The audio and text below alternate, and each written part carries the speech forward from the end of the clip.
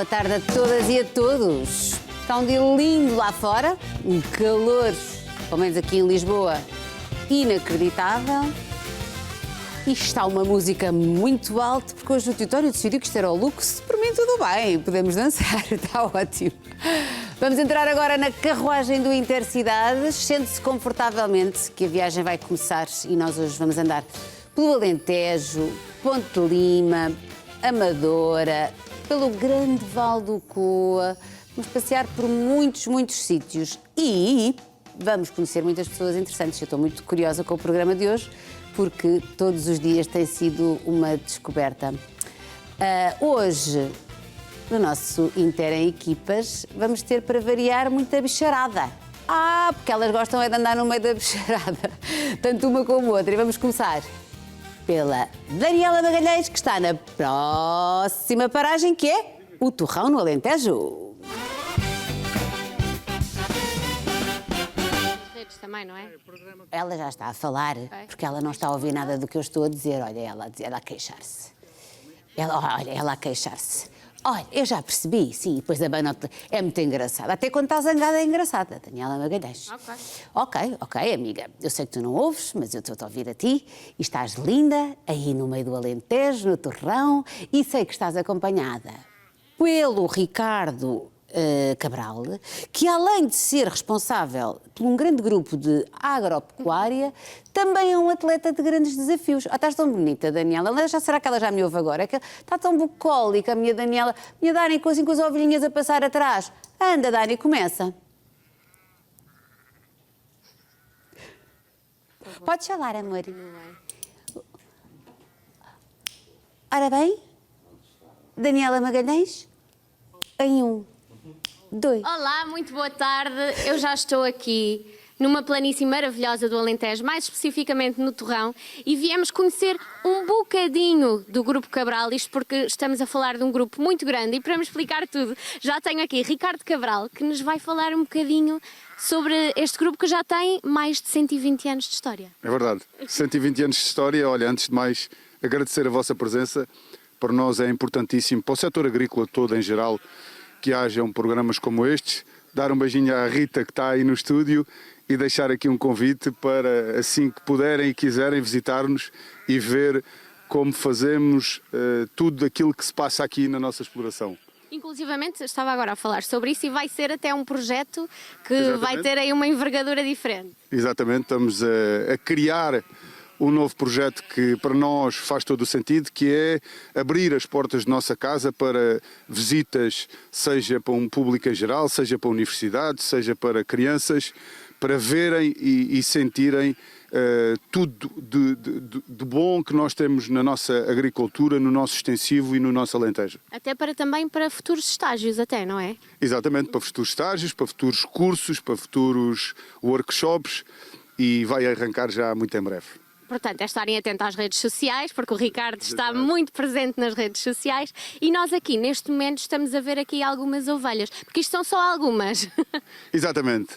Ora bem, Daniela, o nosso grupo tem mais de 120 anos, como tu disseste bem, vem do tempo do meu bisavô, depois para o meu avô, e em seguida para os meus pais e para o meu tio Zé, que fizeram o caminho até onde estamos hoje.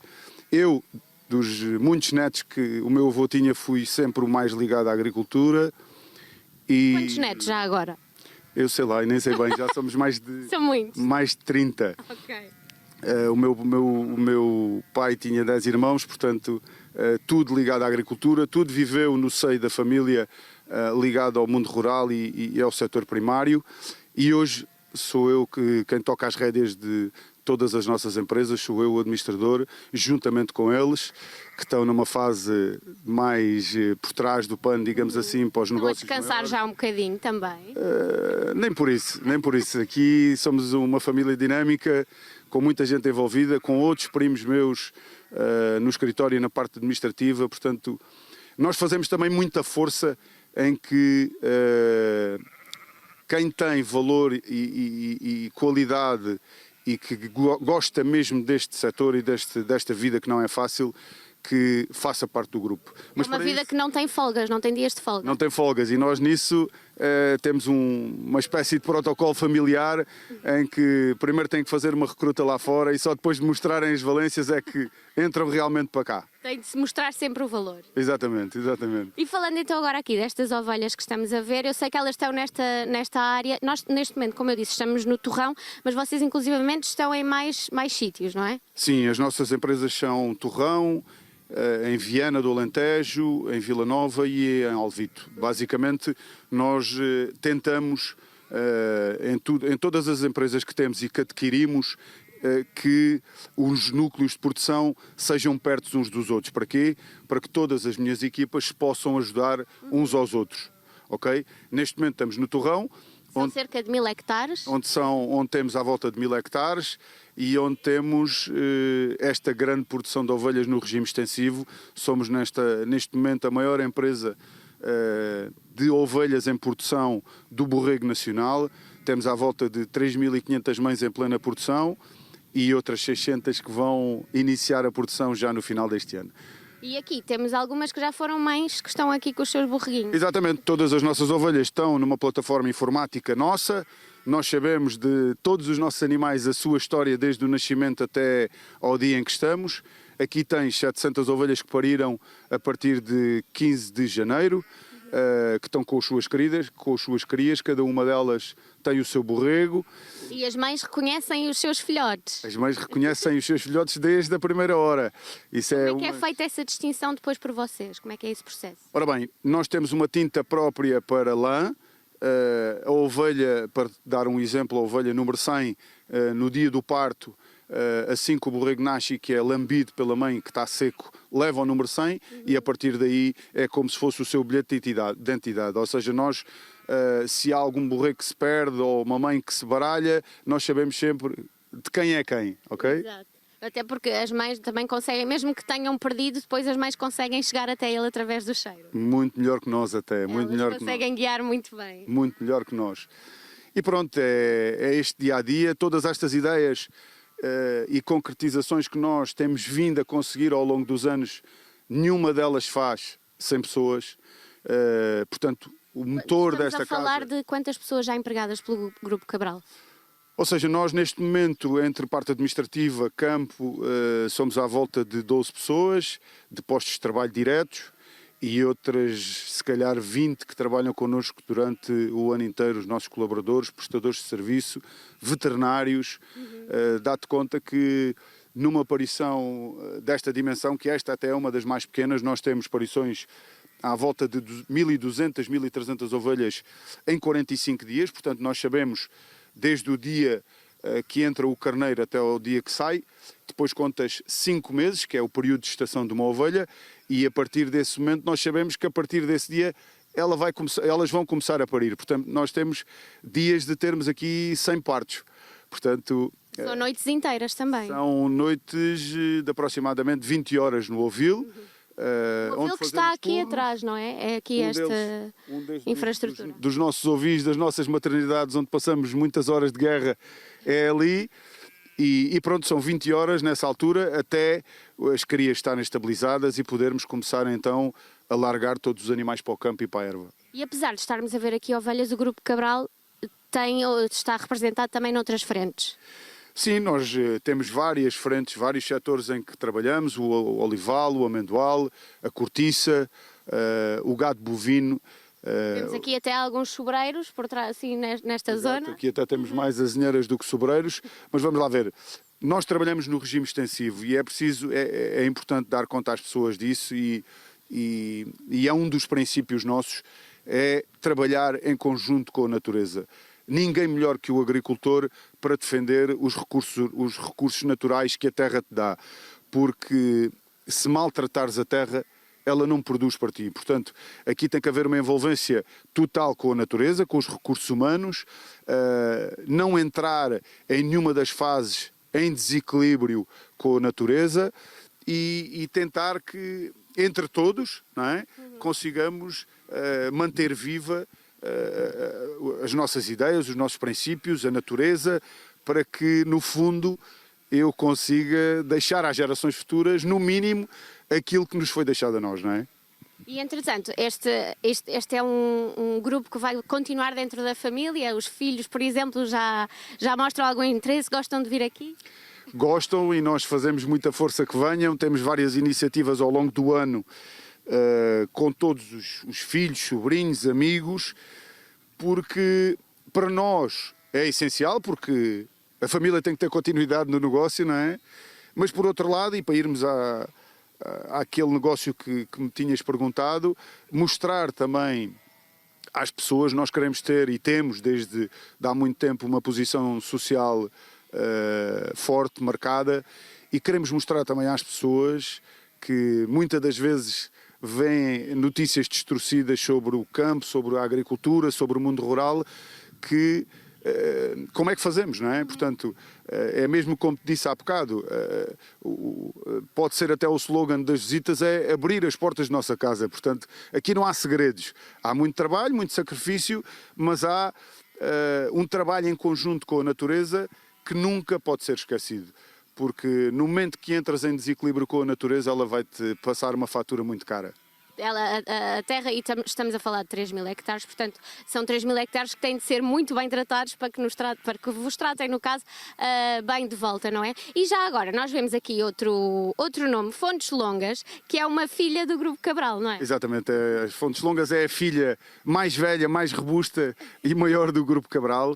As Fontes Longas é a empresa-mãe na produção do nosso borrego nacional, que tão cobiçado é por todo o mundo. E nasce em 2017 com um projeto familiar muito forte, muito ambicioso, em que eu faço parte dele desde o primeiro dia e que conseguimos montar desde 2017 até hoje aquilo que se pode ver a maior empresa de produção de borregos em Portugal. E falando assim agora de redes sociais, porque o Ricardo também está muito bem representado nas redes sociais, inclusivamente ganhou um prémio, é importante falarmos sobre isso. É verdade, é verdade. Não é um orgulho para todos, é um caminho que eu quis fazer, mesmo por aquilo que te falei há pouco. As pessoas, a sociedade em geral, a juventude, principalmente das grandes cidades, têm que perceber de onde é que vem a base dos alimentos, quem é que realmente nós somos, aquilo que nós temos de bom e de melhor. Para não pensar em creche só na prateleira, não é? Exatamente. E então esse foi um dos motivos pelo qual eu comecei a trabalhar as redes sociais, a criar a minha comunidade, a criar a nossa marca, a nossa notoriedade no mercado e na sociedade.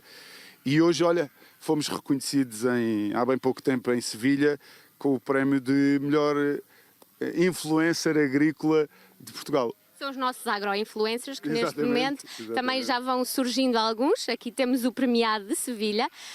E Ricardo, além de tudo isto, o Ricardo também participa em provas físicas intensas, o Ironman, não é assim?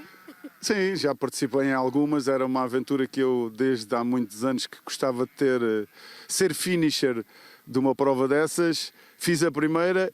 E olha, azar dos azares, apaixonei-me por aquela modalidade e já lá vão 14 ou 15 Ironmans aqui em conjunto com o trabalho e com a família, que é outro desafio, é quase outro Ironman, mas pronto, já tivemos uma participação como amador no Campeonato do Mundo, que também é um marco importante na minha vida.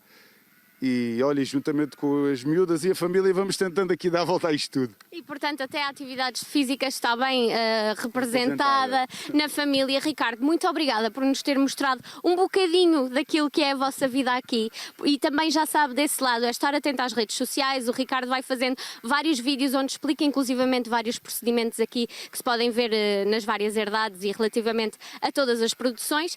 E também hão de poder visitar aqui o Grupo Cabral de uma forma diferente. Muito obrigada. Exatamente, muito obrigada. Um grande beijinho para o Ricardo. Qual pipoca mais doce? Qual Madalena Abcacis? Nós temos o Ricardo, que ganhou o prémio de melhor influenciador agrícola, e é espetacular e é muito importante, porque a agricultura bem precisa de quem influencia nas redes sociais para que mais jovens se juntem ao primeiro setor, que é tão, tão importante. Do terreno, sim, mas é o do terrão, seguimos para o Alentejo. Do Alentejo, assim é que é. Ai, estou tão disléxica hoje. Seguimos até Ribeira, em Ponte de Lima, onde está a Maria João Costa. Também ela linda, também ela sem ouvir nada. Eu adoro esta parte, quando elas não estão a ouvir nada, mas estão lindas. Olha, olha, olha. Vamos só ver, vamos só observar. Ó, ela a dar um jeitinho no cabelo. Se há um lugar onde as vacas são verdadeiramente felizes, deixem-me dizer-vos que eu encontrei esse lugar. Estou aqui em Ponte de Lima e atrás de mim não podíamos ter mais vacas e um touro, que anda aqui no meio delas, felicíssimos. A verdade é que vem conhecer a marca Naturalminho. Olha, naturalmente me ia esquecer. Naturalminho, aqui em Ponte de Lima. Estamos a falar da marca, a primeira marca biológica aqui na região, o do Minho, comigo, Gaspar. Gaspar, estamos a falar aqui de um projeto que nasceu em 2008. Há 2 anos que esta marca está a ser comercializada, mas a verdade é que este projeto de dar esta felicidade e proporcionar também este bem-estar aos animais já surgiu em 2008. Tenho que perguntar, Gaspar, porque é que nós podemos dizer que elas são efetivamente vacas felizes? O nosso trabalho passa um bocadinho por esse. O vosso propósito, mais do que o trabalho até. A missão é ter vacas felizes. Portanto, conseguir proporcionar o bem-estar animal que elas precisam, conseguir que este bem-estar animal seja de facto uma coisa que elas pudessem ter na natureza, que se replicasse o espaço que eles teriam na natureza, e aqui acho que conseguimos isso. Portanto, conseguimos que as vacas tenham as melhores condições possíveis, com erva verde o ano todo, aproveitar este sol maravilhoso que nós temos aqui no Minho, e com isto conseguimos sim ter vacas felizes. Eu estou convencido que sim. A verdade é que quando nós falamos deste tipo de produções, não estou a dizer que são todas, não é? Mas associamos sempre a uma produção intensiva, e vocês aqui é completamente o contrário, é uma produção extensiva, em que vocês proporcionam este bem-estar, é tudo muito natural, como estava a dizer há pouco o Gaspar, desde aquilo que elas comem até o ambiente onde elas estão. Isto depois tem uma consequência natural depois na qualidade da carne. A verdade também é essa, não é, Gaspar? Claro, claro. Portanto, este projeto nasce em 2008, em que eu passeando aqui pelo nosso campo, enquanto conversamos, Gaspar. Em que eu e o meu sócio João Presa, portanto, nós temos ambos uma paixão aqui na parte do que é as raças bovinas, e dentro das raças bovinas sempre apostamos nas raças autóctones, achamos que então são as raças que são originárias daqui, portanto são as mais bem adaptadas, e por isso resolvemos desenvolver um projeto um bocado diferenciador à data, porque de facto não haviam muitos projetos de pastoreio extensivo aqui na região do Minho. E, portanto, de certa forma, procuramos ser pioneiros e realmente dar estas condições de pastoreio aos animais, em pastoreio extensivo, em que os animais estão livres. Nós conseguimos ter aqui zonas de abrigo onde elas podem ir abrigar nos tempos piores. Temos zonas onde temos sempre erva verdejante, fazemos controle aqui da pastagem, ou seja, procuramos adequar a carga animal. Aliás, nós conseguimos ver, ainda bem que toca nisso, Gaspar, porque eu consigo ver aqui algumas vacas têm umas coleiras.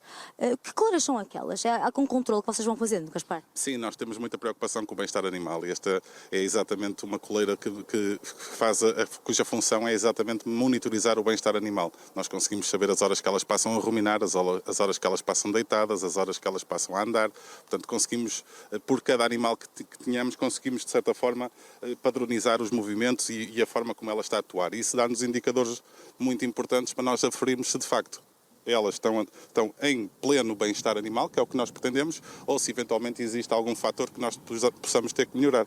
Graças a Deus as coisas correm bem, porque de facto tê-las aqui na pastagem é um bocadinho diferenciador, e portanto conseguimos ver que os animais estão livres, estão saudáveis, estão satisfeitos. Uma coisa que eu até acrescento, Gaspar, se me permite, é quando falamos de sustentabilidade, quando falamos da pegada de carbono que vocês deixam com este projeto, podemos afirmar que é zero? É quase nula, Gaspar? Eu diria que nem era zero, eu diria que era positiva, porque... Exatamente, sim.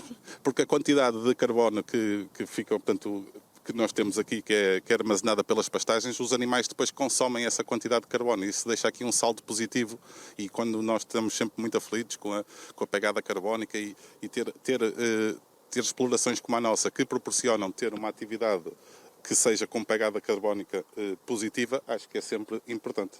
A verdade é essa. E sei que vocês há pouco estávamos a falar desta questão de conseguirmos monitorizar, Gaspar, a verdade é que vocês conseguem também fazer este trabalho de monitorização, de avaliação, porque também trabalham em conjunto com universidades e com institutos aqui da região, certo? Sim. Nós temos desenvolvido bastantes trabalhos com a Escola Superior Agrária do Instituto Politécnico de Viana do Castelo. São parceiros, aqui são fundamentais, desde para aferirmos partes tão importantes como os crescimentos dos animais, qualidade da carne. Portanto, nós procuramos estar sempre interligados com com a parte com a comunidade académica, porque só assim é que conseguimos todos crescer um bocado e aprender mais e podermos ser consistentes naquilo que nós dizemos. Porque quando nós dizemos que é uma carne não mais alto minho e que produzimos uma carne mais saudável do que as outras, de facto temos... Naturalmente saudável, a verdade é essa. É por aí, é por aí. Olha, eu sei que tenho aqui comigo um professor que está com este projeto. O professor, obrigada Gaspar. O professor José Pedro, obrigada por estar connosco. Aliás, eu hoje vou ser eu a professora. Tenho a dizer. Então, é um prazer enorme. Se calhar vou-lhe colocar a primeira questão. ai, professor, já estou a ser avaliada, professor. Olha, o que é que estamos aqui a ver? Estamos a ver uma raça autóctone da região do Minho. Muito bem. Bovinos, neste caso. Dizer-vos que estamos ligados também a uma propriedade que é... Aliás, professor, antes disso, nós temos que mostrar aqui. São 16 as raças, professor. Exatamente. Portugal é um país muito rico do ponto de vista... Viram como eu agora mostrei que sei? genéticos, Estive a animais, estudar. mas pronto, vamos focar aqui nos bovinos. Temos 16 raças autóctones e, obviamente, que uma das rainhas, todas elas são muito importantes, é a raça que aqui está presente, que é a raça minhota. Professor, quando falamos da raça minhota, e vamos agora deixar aqui o nosso outdoor para outras núpcias, quando falamos desta raça, falamos de uma das raças com maior potencial de crescimento, professor. Tenho que lhe perguntar porquê. Efetivamente, primeiro porque as vacas são vacas aleitantes, têm boa capacidade de produção de leite e conseguem alimentar bem os vitelos. Isso reflete depois no aumento do crescimento dos animais. Portanto, os ganhos médios diários, e isso de facto é uma raça que tem um potencial de crescimento muito interessante. Há pouco estava a falar com o Gaspar, há aqui uma relação convosco, o professor até faz questão de trazer aqui os seus alunos para ficarem a conhecer, e quando chegam aqui estes espaços, eu sei que também que este espaço em particular, aqui do Natural Minho, é um dos seus favoritos, porque estamos a falar mais de 100 animais que conseguem ser observados por vocês, e quando os seus alunos vêm cá, só a partir de um olhar vocês conseguem logo perceber, ok, estão a ser bem tratados, estão bem, estão felizes, estão a produzir bem. Que indicadores é que vocês conseguem logo avaliar, muito professor? Bem, isso é uma questão importante. Penso que o meu colega Gaspar já falou nas questões de bem-estar dos animais. Estão muito preocupados com isso. Nós trazemos aqui alunos do curso, eu sou o coordenador do mestrado de zootecnia, alunos do mestrado de zootecnia, de agronomia e também de cuidados veterinários e de enfermagem veterinária. E é importante que consigamos traduzir e dizer o que é que são boas práticas de produção animal, e nós temos aqui um excelente exemplo, não é? Um aspecto que é muito importante, que é de monitorizar o bem-estar dos animais, e essa monitorização também passa pela avaliação do comportamento dos próprios animais. E existem essas aplicações, muitas... Deixe-me ver, consigo que o professor tem a sua aplicação, que vocês conseguem fazer essa avaliação e monitorização diária, não é? E perceber onde é que não é só diária, isto também é importante porque nós não precisamos estar à beira dos animais, podemos fazer essa monitorização em Lisboa, em qualquer sítio. Okay. E recebemos muitas vezes sinais de alertas se algum animal está com alguma dificuldade de ruminar ou de pastar. Portanto, é importante. E podemos fazer essa monitorização durante o tempo que quisermos. Isso é extremamente importante. E, obviamente, para nós é grato, para a Escola Superior Agrária, estar associada a uma empresa que para mim é de referência, e ainda uma vantagem é que estamos muito próximos. Deixa eu ver aqui a aplicação. Vamos ver se eu consigo ver-vos mostrar aqui a aplicação que se chama, neste caso, Rumi. Estão a ver aqui. O que é que podemos avaliar aí? Nós podemos, eventualmente, aqui podemos ver a localização dos animais, temos a identificação dos animais e depois posso receber informações de quanto tempo é que os animais estão a pastar, o que é que eles fizeram durante o último tempo, se descansaram, se percorreram percursos, se fizeram ruminação, se pastaram. Portanto, e o descanso também é muito importante. E, portanto, obviamente, depois já há comportamentos que são diferentes em função da época do ano. Eu estava aqui a ouvi-lo e estava aqui já a pensar aqui como é que vocês vão sempre avaliando, vão sempre dando estes feedbacks, estas informações. Vamos lá ver. Vocês trabalham diretamente aqui com esta empresa, mas com outras vocês vão dando, olha, é preciso fazer isto, é preciso alterar isto, o solo está em condições, não está? Sim, em alguns parâmetros sim. Agora, obviamente que nós temos muito a ganhar com esta parceria que criamos com a Natural Minho e, obviamente, com outras explorações e outras empresas. Esta, para nós, é uma de referência e, obviamente, nós temos projetos, já foram referidos, que têm a ver com a questão do comportamento, têm a ver com a questão da qualidade da carne, a qualidade da carcaça, que é muito importante. E não se esquecer que o meio, o solo e o revestimento herbáceo influencia a qualidade da carne. Quanto a isso, não há qualquer tipo de dúvida. E depois, um outro aspecto que é muito importante para o consumidor é ver que os animais conseguem expressar o seu comportamento natural. Aliás, professor, nós desde que chegamos que elas estão aqui muito próximas de nós, isto é, elas não sentiram nenhum stress, não é? Porque se assim o fizessem também se tinham afastado. Nota-se que realmente estão super habituadas a este ambiente e sentem-se bem, estão bem aqui. E não é só isso, porque também, repare... Diga-me, professor. Vou já dizer, um dos aspectos que é utilizado para avaliar o bem-estar é também a interação que existe entre o animal e os homens. O facto dos animais não fugir. Exato, é. Quando digo os homens, digo o homem, H grande, não é? Com as mulheres e nós também. conseguimos ter essa ligação. A Maria João também é uma excelente aluna, não é? Vou tirar 20! Não é? E, portanto, já mesmo, é a primeira vez que está aqui a fazer a visita, mas já se apercebeu. Isto é extremamente importante, ver aqui os animais. E reparem, nós aqui temos touro, que é o dono do harém, temos as vacas. Só temos um touro aqui, Só temos um touro, que é o samurai. suficiente, que é suficiente, já decorou o nome. E depois temos aqui vitelos, que obviamente depois vão ser desmamados a uma determinada altura. Okay? Professor, vamos só, vai-me acompanhar que eu preciso de encontrar, mas com calma, professor, não tenha pressa, nós temos tempo os dois, o tempo é nosso amigo. Sem stress, Sem não é? stress, professor, porque elas também não podem estressar, porque nós andamos muito depressa, elas também estressam e isso não pode acontecer. Que outros fatores é que podem influenciar o crescimento da produção? Há pouco nós falávamos os dois em off, que a verdade é que também há cada vez mais jovens agricultores, engenheiros agrícolas que começam a investir nesta área. Vocês têm sentido que isto está a acontecer também na região do Minho, professor? Temos, no caso temos alunos, obviamente que alguns são criadores da raça minhota, alguns também são produtores de leite. Sim, mas é para nós uma alegria, até para ver uma renovação do mundo rural, que haja o surgimento de jovens agricultores, não é? E neste caso do Joel e do Gaspar, eu considero que ainda são jovens. São jovens, por amor de Deus, professor. Andaram comigo no UTAD, claro que são jovens. Senão, o que seria? Mas a verdade é isso mesmo, é a renovação e a verdade é que nós conseguimos encontrar aqui o potencial. Agora, só conseguimos fazer essa renovação com mostrar bons exemplos. Como é o caso deste que estamos Como é o aqui. caso desta. Professor, muito obrigada. Entretanto, Joel, cheguei aqui ao meu último spot. Quando nós falamos da Natural Minho, falamos de um slogan muito claro que é do prado para o prato. Portanto, se é do prado para o prato, eu preciso chegar ao prato. Joel, obrigada por estares connosco também. Quando falamos aqui deste projeto, já percebemos realmente a vossa preocupação e isto influencia naturalmente falando, a qualidade da carne. O que é que nós temos aqui e como é que nós também conseguimos adquirir os vossos produtos, que isso também é importante. Exatamente. Obrigado, Maria João. Isto como um projeto verdadeiramente do prado ao prato, tínhamos mesmo que terminar. Não é bem no prato, mas estamos lá próximo. Falta se calhar um próximo programa para realmente terminarmos mesmo completamente. Acho que vamos acabar nos restaurantes. Mas efetivamente aquilo que falou o Gaspar, que falou o professor José Pedro, aqui ao concluir de todo este trabalho e de toda a nossa missão, que é levar até ao consumidor uma carne, para além de um ótimo e de um excelente valor nutricional, e efetivamente eu queremos transformar este projeto numa marca e de uma marca de um produtor local, e daí termos também o nosso site, naturalminho.pt, e a loja online, foi para levar-nos mais do que carne, e sendo mais uma carne de excelente qualidade nutricional, levar também outros valores, que são os valores, como falámos antes, da sustentabilidade, da biodiversidade, da conservação de uma raça autóctone, da manutenção dos valores também da região do Minho, que são muito importantes para nós, e levar isso até à mesa dos... A verdade é que vocês já têm ganho cada vez mais prémios, isto é fácil também de perceber aqui nos vossos rótulos, isso também é resultado do vosso trabalho, a verdade também é essa.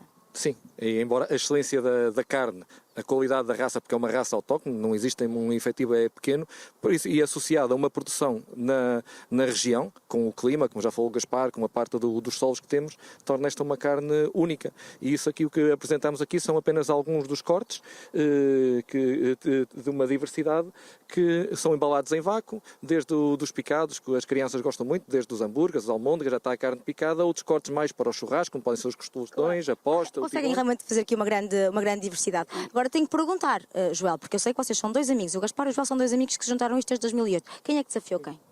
Neste caso foi o Gaspar, porque já cá estava, e eu estudei em Vila Real e conhecemos em Vila Real no UTAD, e depois ele desafiou-me para o ajudar inicialmente, e acabei como sócio, e acabámos por montar o projeto, e aqui estamos com a Natural Minho. E o Conta Lá aqui está a contar naturalmente este projeto. Muito obrigada, Joel. Muito obrigada também a vocês que estão desse lado, já perceberam que aqui há muito potencial. Maria João, tu vais chegar a casa, mas já um beijinho ao teu convidado. Conta-me. Depois tu vais chegar a casa e vais ver este direto, prometes-me?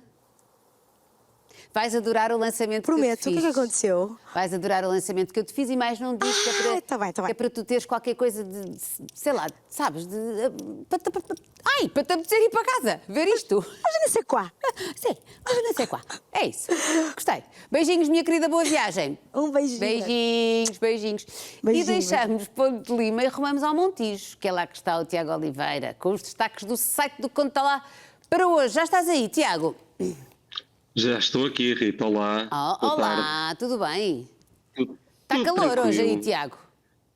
Mais uma vez está calor, sim, aliás, está calor em todo lado. Isso vai ser precisamente uma das notícias que vou destacar. Mas já lá vamos, temos tempo, julgo eu. Hoje vamos arrancar em Beja, onde agroecologia e dados combinam-se para semear um projeto agrícola premiado. É um trabalho da Mariana Muniz que fala sobre a agrícola, que está a dar cartas no sentido da inovação. Eles venceram o Prémio Nacional de Agricultura, a Sinva é parte, e com projeto de práticas agroecológicas e monitorização contínua, de forma a equilibrar produções sustentáveis.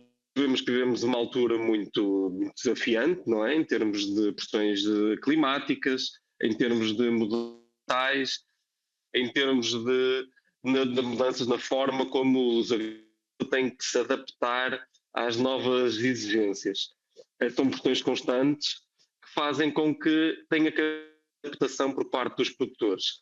Neste caso, tem uma meta que eu vou classificar como ambiciosa, que é garantir que as terras estarão em melhores condições para os próximos 300 anos. E é uma boa meta, porque nós não vamos ter forma de saber se daqui a 300 anos elas vão lá estar ou não, mas vamos acreditar que sim, que daqui a 300 anos as pessoas terão esse benefício, que também é para isso que estamos a fazer, não é? Para o nosso benefício, é benefício de quem aí vem. Temos também regra automatizada com energia solar, monitorização por satélite e sistemas de apoio à decisão com recurso a dados, o que é cada vez mais importante nos dias que correm, e também com uma utilização eficaz da economia circular. Tudo isto implica uma mudança de mentalidade que está a ocorrer e que isto é apenas mais um passo nesse caminho. De resto, hoje também temos um dia que ainda mais relevante tendo em conta tudo o que se tem passado, que é o Dia Internacional da Visibilidade Trans, e temos aqui um artigo do João Nogueira em que falou com a Amplos, que é a Associação de Mães e Pais da Orientação Sexual e Identidade de Género, sobre o que é qual é a importância deste dia no aumento da visibilidade das questões da transexualidade e, sobretudo, quando em Portugal, muito recentemente, foram aprovados projetos de leis do PSD, Chega e CDS-PP com novas regras neste campo, como é o caso da obrigatoriedade da validação médica para a mudança de nome e género, no registro civil, as restrições no acesso à cidadania de afirmação de género por jovens, ou seja, são questões muito relevantes, são questões que têm levantado grande discussão na sociedade portuguesa sobre o que é que significa estas medidas que foram tomadas, mas no fundo fala-se muitas vezes muito no abstrato do que é que significam essas medidas ou não, e não se fala tanto com as pessoas e com os familiares dessas pessoas e o que é que elas estão a passar, o que é que elas sentem e o que é que isto para elas significa. Porque a transexualidade é impactante, obviamente, e é uma decisão da pessoa que a toma, e já de si é uma decisão uma decisão que implica muita coisa, não é? Mas também é um desafio para os pais, e esta associação Amplos, junto a pais que também estão a ter um caminho de perceber como é que podem ajudar os filhos, como é que podem dar as melhores ferramentas para ter uma melhor aceitação para a saúde mental e para tudo mais, e tornou daquilo que é um processo muito exigente para todos os envolvidos. E a Isabel Rodrigues, a vice-presidente desta associação, nesta conversa com o João Nogueira, lamentou que toda esta realidade não tenha tido em conta as opiniões precisamente das pessoas que são afetadas por ela.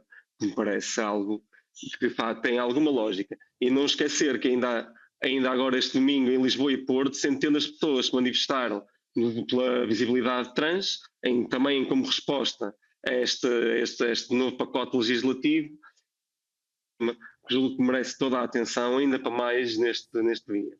Merece, sim, senhora, Tiago. Foi a primeira notícia que eu li esta manhã no nosso site, foi precisamente essa, e até partilhei também. Continuemos.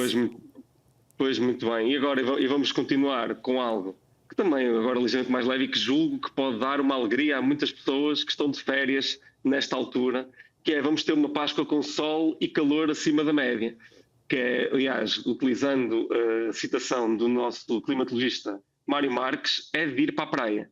Ou seja, entre 2 e 4 de abril vamos ter tempo seco, céu pouco nublado e temperaturas máximas até 26 graus centígrados. Ou seja, este mês de abril será mais seco e ameno do que é o habitual. Até utilizou aqui uma expressão que eu achei curiosa, que se utilizou neste artigo, que é uma primavera avançada, Gostava de saber o que é uma primavera avançada. Tem graça, mas sim. é o que não é uma boa primavera. É uma primavera que joga em número 9 no campo de futebol. Mas é o que nós estamos a viver. Uma primavera com temperaturas mais elevadas do que é habitual neste arranque. Com as temperaturas que vão subir até entre dia 2 de Abril e a Páscoa, domingo, vão subir entre 3 a 5 graus. Ui. É verdade, vai ser um aumento que vamos sentir na pele. Vamos sentir literalmente na pele. Mas temos que ter algum cuidado, Tiago, porque este sol, que ainda é um sol muito... tem que se ter cuidado. Agora vou fazer de mãe. Tem que se ter cuidado com as dores de garganta, com o sol na cabeça e com os escaldões. Pronto, já fiz de mãe. Tiago, foi um gosto enorme. Como sempre, de resto. Também, Rita. Obrigada. Muito obrigado, tudo bom. Obrigada, um beijinho para ti. Obrigada, Tiago. Beijinho. Agora vou dar-vos a conhecer a história de uma família muito especial. Ao todo são 6 mulheres, um homem.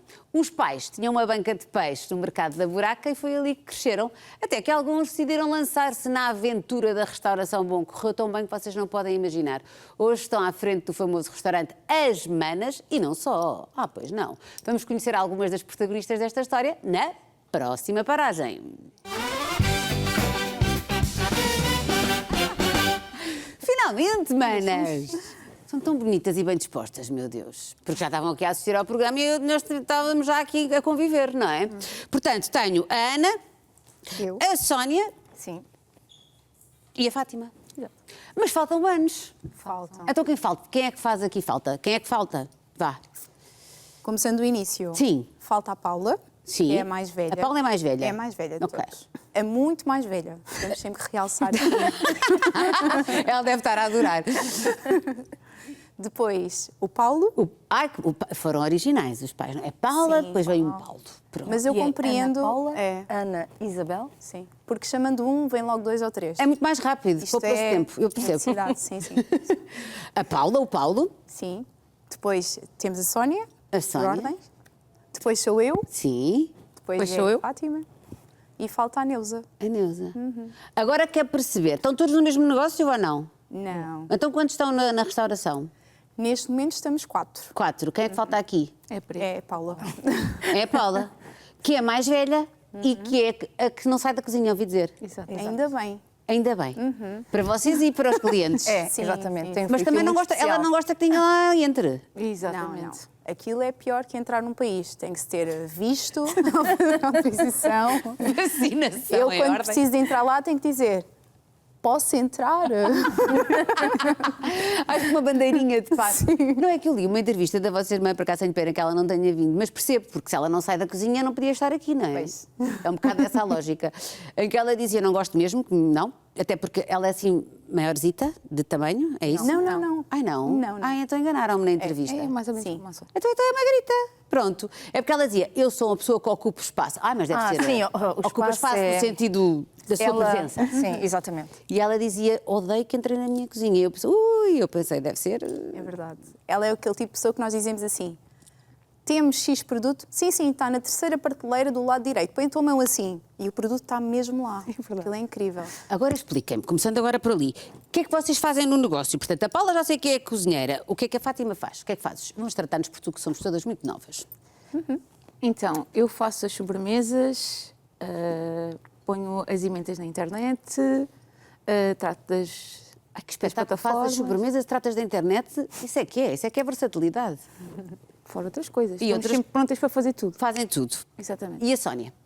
Pronto, a Sónia, eu ando assim um bocado à busca de lojas novas, eu e a Isabel estamos assim um bocadinho com os funcionários, É a parte mais de fornecedoras. gestão, relação com os fornecedores, recursos humanos, etc. Sim. E a Ana?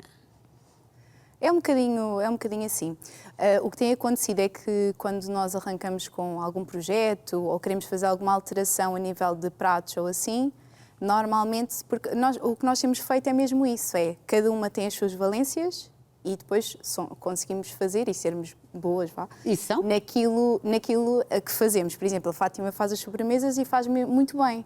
Pronto, então cada uma de nós tem as suas valências.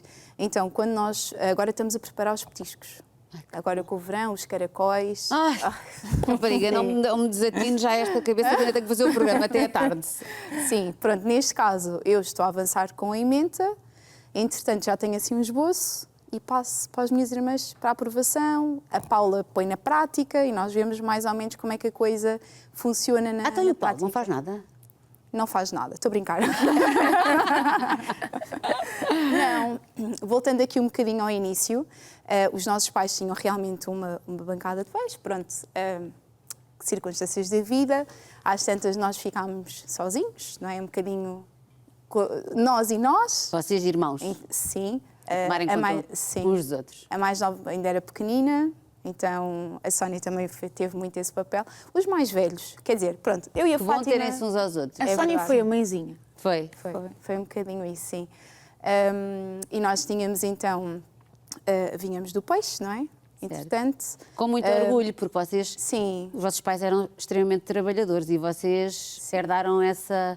Não só o negócio, que depois fizeram crescer, mas também essa capacidade de trabalho, não é? Pegando na tua palavra, herdar, nós costumamos dizer que os nossos pais deixaram-nos uma riqueza muito grande, uma grande herança. Deixaram-nos princípios, deixaram-nos, o que se costuma dizer, deram-nos a enxada e ensinaram-nos a trabalhá-la. É a melhor herança que se pode dar a um filho, Sem não é? dúvida. E os bons Sem princípios, dúvida. sobretudo. Eu diria que ainda é mais importante do que qualquer outra coisa. É verdade.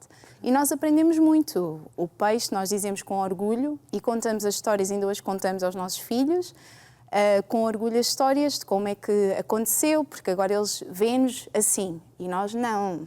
Isto aconteceu assim. Para nós estarmos hoje aqui, nós já tivemos que passar por isto e vamos Então é isso que eu quero que vocês me contem, para que vocês chegarem ao sítio onde estão, e é um sítio bom, porque trabalharam muito, batalharam muito. Neste momento, quantos restaurantes é que têm? Para além das Manas, que é o mais conhecido, não é? Sim.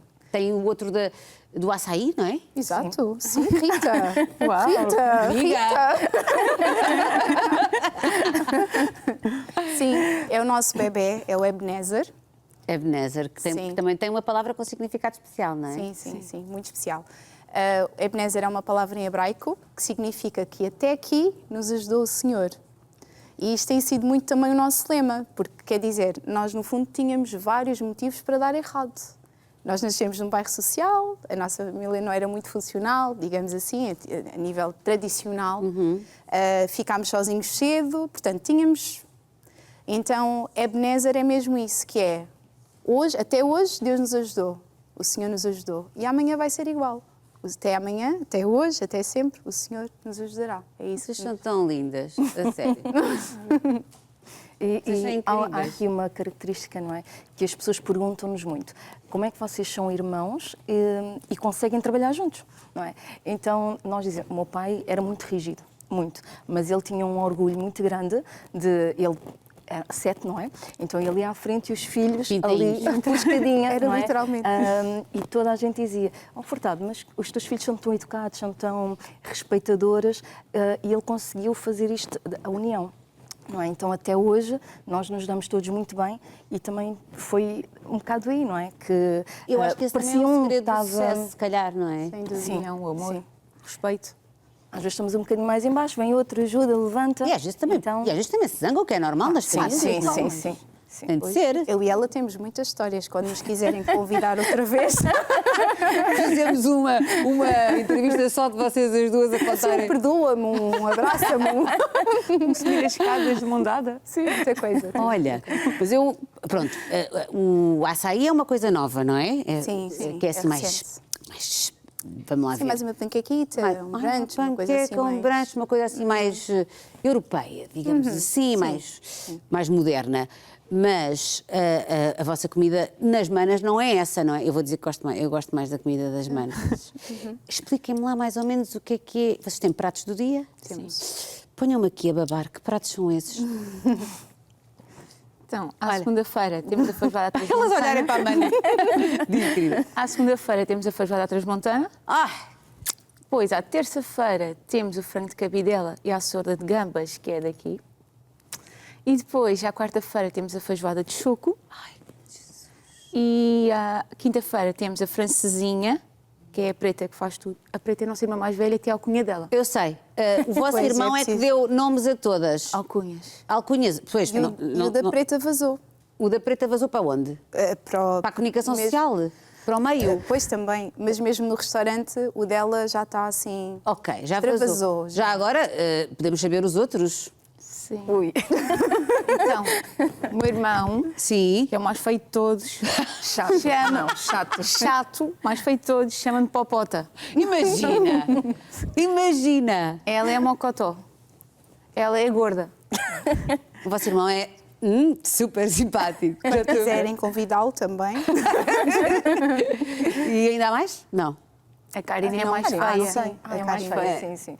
Olha, e então, portanto, estávamos ainda na emenda, ainda não tinhas acabado. Sim. Então, à quinta-feira, como já disse, é a francesinha e a cachupa. Maravilhosa. À sexta-feira temos o choco frito. Espera aí, cachupa é quando? Quinta-feira. Espera aí, deixa-me perguntar aqui. Faísca, já lá foste? Não, é que o Faísca é o nosso perito gastronómico da equipa. E eu não sei, assim, estamos em falha, vamos ter que ir. Cachupa é à quinta-feira? Sim. À sexta-feira temos o choco frito e as favas entre o costo. Acho que eu também adoro, que muito pouca gente gosta de favas, mas eu sou uma pessoa que gosto muito. E a Preta faz muito bem. Dizem sempre, faz-me lembrar a comida da minha avózinha. Oh, tão bom. E pronto, e são felizes a trabalhar. E já têm todos. Quantos são? A descendência é de quantos? Quantos se juntam todos no Natal? Somos 20 e qualquer coisa. 26. Foi na minha casa. O último Natal foi na casa dela, é normal que ela ainda saiba. Ainda lembra-se. 26 no Natal. E passam também agora a Páscoa juntos? Ou estão a trabalhar? Sim, mais ou menos. De manhã, Sim. pelo menos, estamos juntos. Mas depois, à tarde... Depois à tarde têm que... Que coisa mais maravilhosa. Que nunca, se calhar, imaginaram, ou imaginaram, quando eram crianças e as coisas não estavam assim a correr tão bem. Algum de vocês sonhou com este caminho? Eu acho que nunca foi um primeiro plano para nós, mas as coisas foram acontecendo.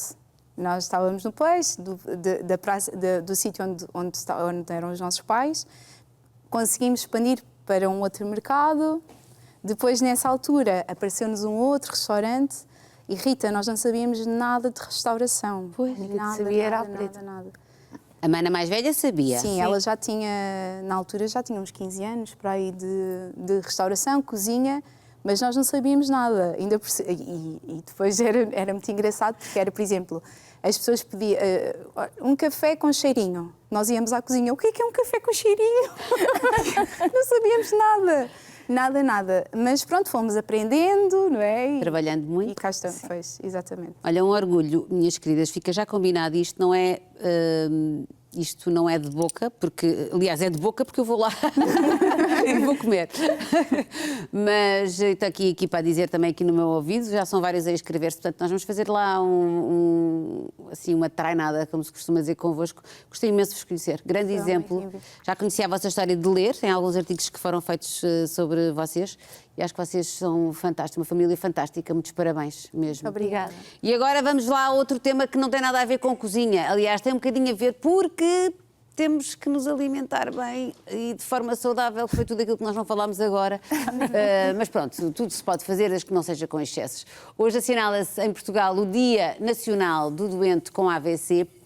Como o acidente vascular cerebral continua a ser a principal causa de morte e incapacidade no nosso país, nós decidimos fazer uma paragem neste tema para percebermos o que se pode fazer para prevenir ou como agir em caso de necessidade. Próxima paragem, vamos falar sobre o AVC. Olá, Diana. A Diana Aguiar de Sousa é a nossa... A doutora Diana Aguiar de Sousa, sim, aqui é que é neurologista e é vice-presidente da Sociedade Portuguesa do AVC, não é? Eu, antes de mais, queria começar só este programa, só por fazer aqui uma homenagem a todas as pessoas que estão a recuperar, ou que já passaram por algum AVC, mas que estão a recuperar, em particular ao meu amigo Nuno Markle, que tem sido um grande embaixador desta causa. Ainda hoje fez um post muitíssimo importante e corajoso como ele é, portanto queria mandar aqui um beijinho ao Nuno, não há ninguém que não se lembre do Nuno quando se fala agora de AVC, mas é importante falar e é importante falar e falar sem receios. Às vezes as pessoas têm um bocadinho de medo de falar destes temas, não sei porquê, porque devemos falar que é para aprendermos e prevenirmos. Diana, primeiro o que é um AVC? Porque há pessoas que ainda não sabem o que é um AVC. Boa tarde. Boa tarde. O acidente vascular cerebral corresponde a uma doença do cérebro, portanto, que afeta o cérebro, nomeadamente uma alteração, um dano cerebral causado por uma alteração da irrigação cerebral. Existem dois tipos principais de AVC, o AVC isquémico, que constitui cerca de 80 a 85% dos casos, e o AVC hemorrágico, e depois algumas formas mais raras.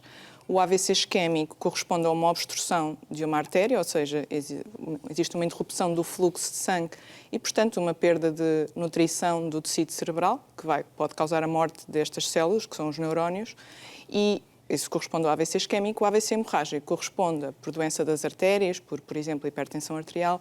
Existe uma ruptura da artéria, portanto, do vaso que transporta o sangue.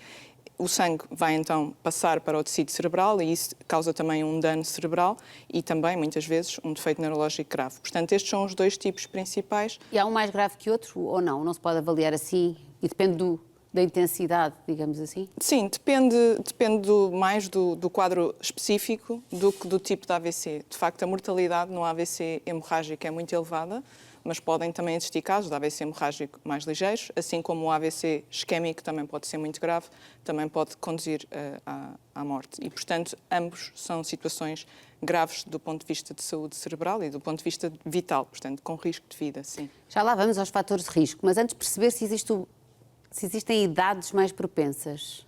Sim, o risco aumenta com a idade, portanto, as pessoas com mais idade têm um risco aumentado. No entanto, não existe uma idade limite, ou seja, o AVC pode afetar desde as crianças e até na vida fetal até aos adultos. Portanto, na verdade, é uma doença que pode ocorrer em qualquer momento da vida. No entanto, ele é mais frequente com o acumular da idade, dos fatores de risco vascular, com o envelhecimento dos vasos, das artérias, do cérebro. Portanto, mais frequente nos homens ou nas mulheres?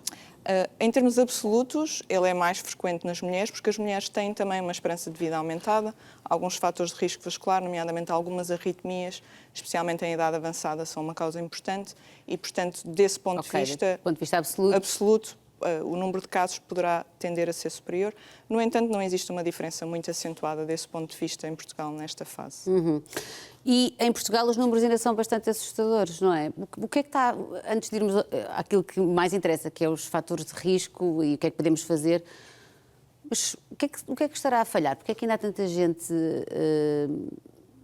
a morrer e a ficar com sequelas de AVCs em Portugal? Sim, o AVC é a principal causa de mortalidade e de incapacidade permanente no adulto em Portugal e também, na verdade, apesar de não ser a principal causa de morte noutros países europeus, na maior parte deles, é uma das principais. Portanto, na verdade, é um problema global e um problema, particularmente nos países de alto rendimento, portanto, nos países ocidentais, constitui de forma muito consistente uma das principais causas de morte e de incapacidade. Em Portugal, verificava-se uma taxa de mortalidade bastante elevada, comparativamente a outros países da Europa Ocidental. No entanto, têm existido algumas tendências positivas, portanto, existe um relatório da DGS recente que mostra uma redução da mortalidade nos últimos 10 anos, que é um dado positivo. Ainda assim, vemos uma taxa de mortalidade bastante elevada e continua a ser, portanto, a principal causa de morte em Portugal e a principal causa de incapacidade e, portanto, é um problema de saúde pública de grande dimensão e que é muito importante combatermos e sensibilizarmos as pessoas para a importância deste problema, como agir e como prevenir, naturalmente. Quais são os fatores de risco, doutora? Sim, os fatores de risco são o que nós chamamos habitualmente os fatores de risco vascular. Portanto, a hipertensão arterial é um dos principais, particularmente no AVC. Portanto, ter a tensão alta ou não diagnosticada, porque é uma doença bastante silenciosa, não existem muitos sintomas, ou quase, muitas vezes é praticamente assintomático ter a pressão arterial elevada, e caso não seja diagnosticado, ou mesmo que seja diagnosticado, seja incompletamente tratado, ou seja, o tratamento não seja totalmente eficaz, ou seja, as pessoas tomam uma medicação, mas continuam, apesar de tudo, com os valores elevados. Este é um problema muito frequente em Portugal. De facto, a hipertensão, um dos principais fatores de risco.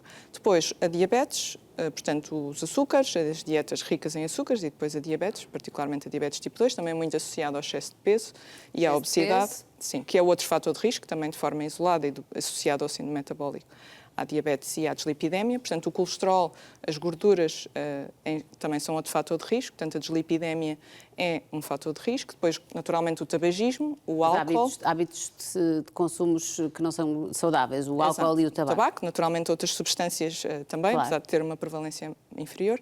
E depois o sedentarismo, a falta de exercício físico, o estilo de vida não saudável, o excesso de peso, a obesidade. E o stress? Estes são os principais fatores de risco. Existem também, sim, o stress tem sido associado em vários estudos como um fator, apesar de ser muitas vezes difícil de distanciar dos restantes, porque tem muito a ver com o estilo de vida também. E naturalmente, existe também algumas doenças cardíacas, particularmente arritmias, que são uma das causas. Aí é necessário, de facto, um diagnóstico médico, mas através do acompanhamento médico, esses problemas podem também ser detectados. Muito bem, doutora, para terminar, parece-me muito importante, aprendi isto hoje, não sabia os sintomas, mas não sabia a regra dos 3 Fs, que é um método simples que ajuda qualquer pessoa a identificar sintomas de alerta. A face, quer completar? Sim, portanto, é muito importante que as pessoas saibam identificar os sinais, porque tempo é cérebro. Portanto, existem vários tratamentos que estão disponíveis no acidente vascular cerebral, de ambos os tipos, quer isquémico, quer hemorrágico, mas particularmente no AVC isquémico, existem tratamentos que têm um impacto muito profundo no prognóstico, do ponto de vista da mortalidade, do ponto de vista da incapacidade. No entanto, quanto mais precocemente forem administrados, melhor a eficácia. Por isso é melhor sabermos identificar o que está a acontecer. E por isso é muito importante, até porque estes tratamentos não estão disponíveis de uma forma generalizada em todos os hospitais, o acesso à via verde da AVC deve ser feito através do 112.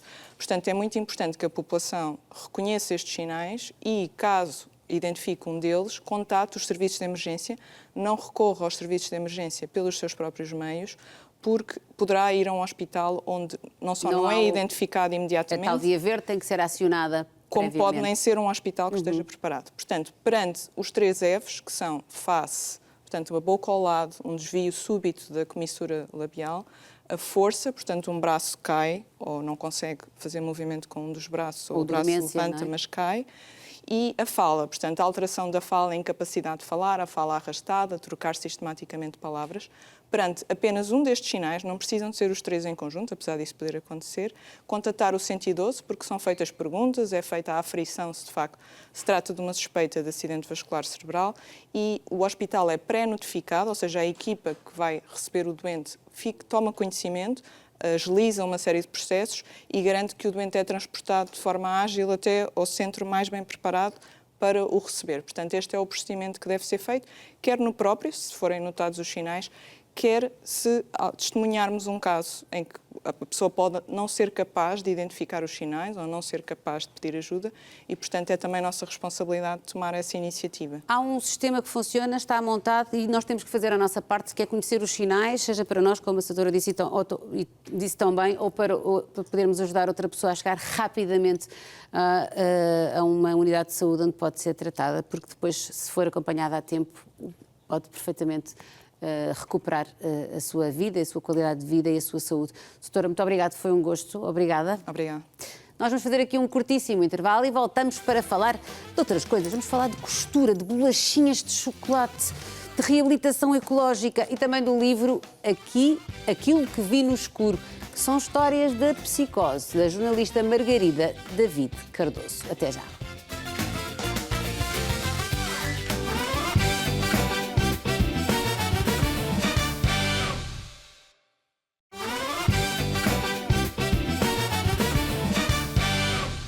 E depois de um curto intervalo, as promessas são para cumprir. Seguimos já para a próxima paragem, onde está a Filipa Castilho.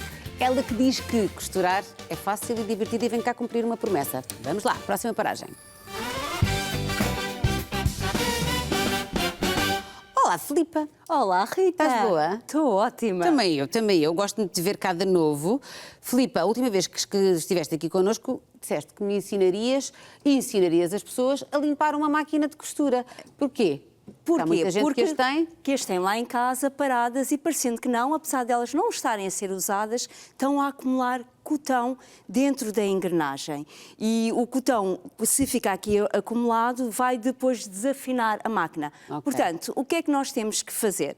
Dentro da máquina de costura, aqui nestas caixas de acessórios, estarão por lá algumas pecinhas como isto. Um óleo, um pincelinho e estas chavinhas, que poderá ser esta ou esta.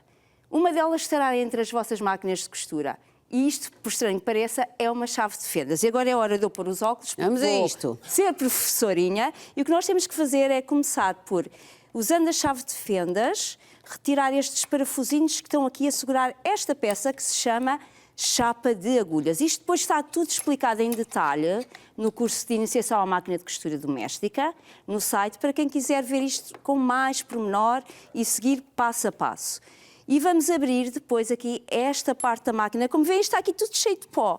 E o que nós temos que fazer é tirar estas patilhas para o lado, que vai soltar logo esta engrenagem. Retirar esta pecinha, que é onde está a bobina, e a laçadeira.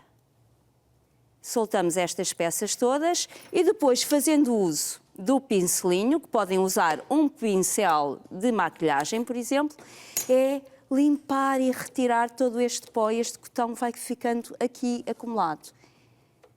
E é isto que têm que fazer, porque parecendo que não, isto está aqui escondido. E o que acontece quando a máquina começa a trabalhar, ou quando começamos a trabalhar com a máquina, depois dela estar muito tempo parada, este cotão vai sendo empurrado e vai criando blocos de cotão que se prendem entre o mecanismo da máquina e desafinam este mecanismo, que ele é essencial para formar o ponto que a máquina faz para cozer os tecidos.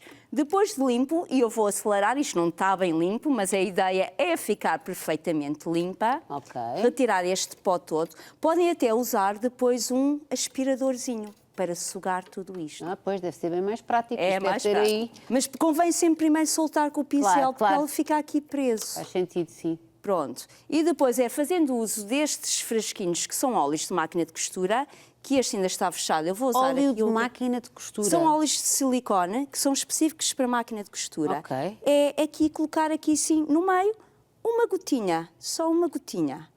E depois, manualmente, movimentar isto para cima e para baixo, para que o óleo se espalhe. Devemos também, com um paninho, limpar todas estas engrenagens, para retirar o cotão que fica aqui acumulado, todas elas. E depois temos que voltar a encaixar isto no sítio. E é aqui... que a porca torce o rabo. Exatamente. Adoro esta expressão. Porque temos aqui esta peça da lançadeira, tem que estar vertical. E depois, espero que a minha mão, no meu braço, não esteja aqui à frente. Não, olha, eu estou a ver televisão, eu estou a olhar para ali, não é por desrespeito, é porque eu estou tão interessada no que estás a fazer e quero ver ali no plano que nos estão a dar. Aqui o que eu aconselho é, devemos pegar a lançadeira com estes biquinhos para baixo. Ok. Pegamos ao centro e encaixamos aqui, de forma... Ela encaixa ali muito bem se pegarmos nela corretamente. Está no sítio e voltamos a encaixar a peça que prende toda esta engrenagem, que tem estes triângulozinhos, para cima. Encaixamos aqui, voltamos a prender.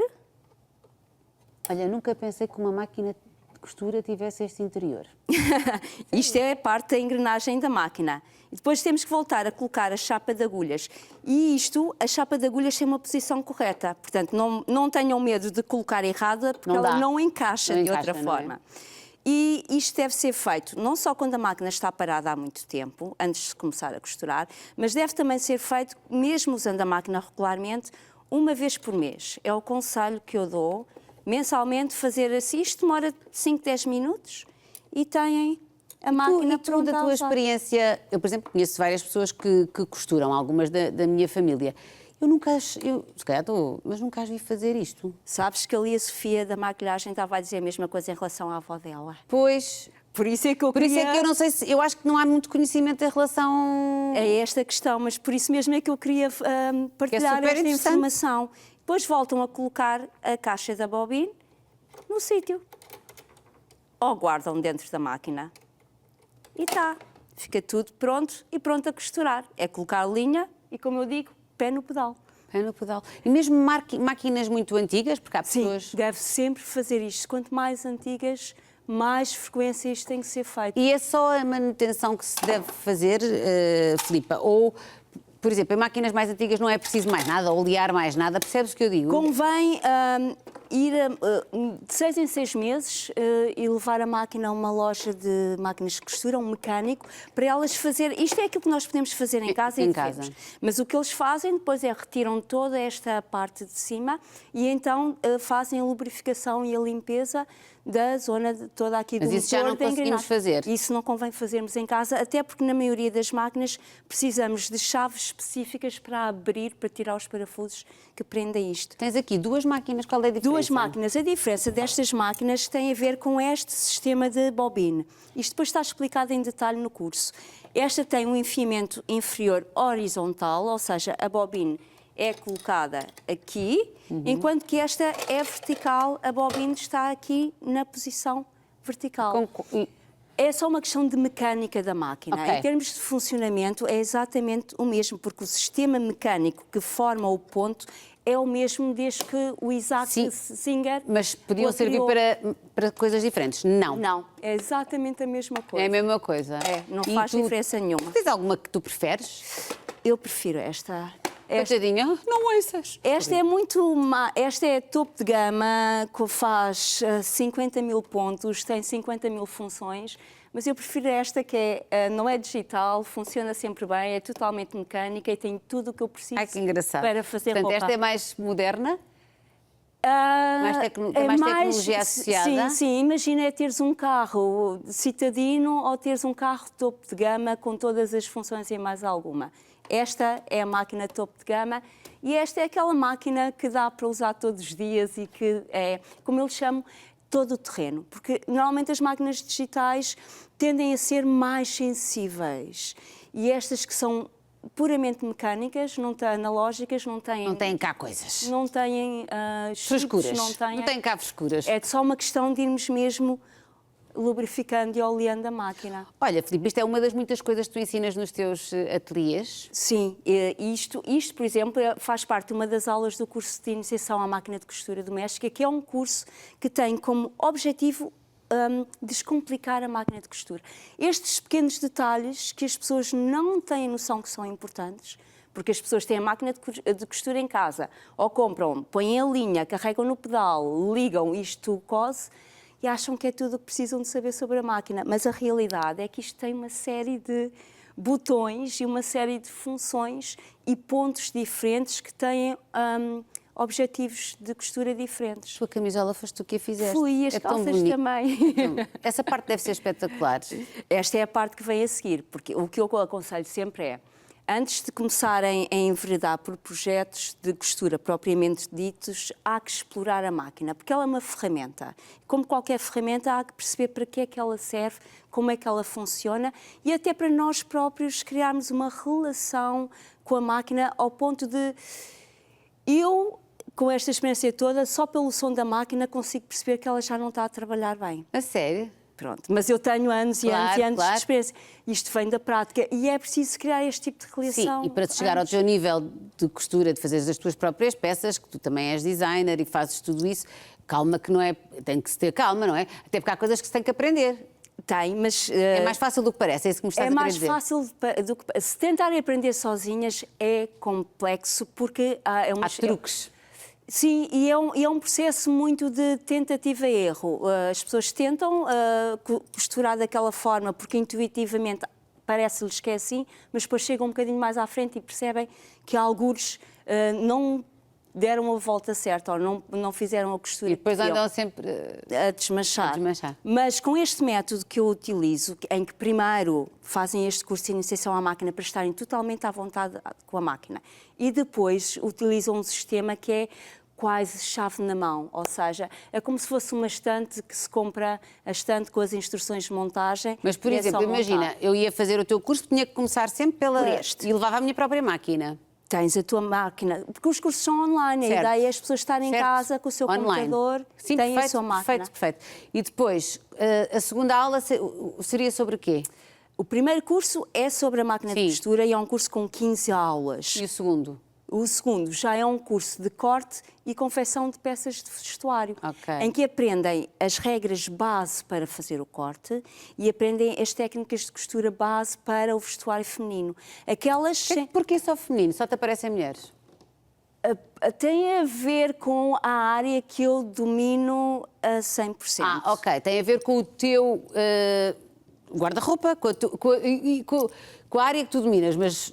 Porque com estes cursos, depois a ideia é as pessoas também utilizarem moldes já feitos para conseguirem fazer o corte do tecido e seguirem um passo a passo de costura.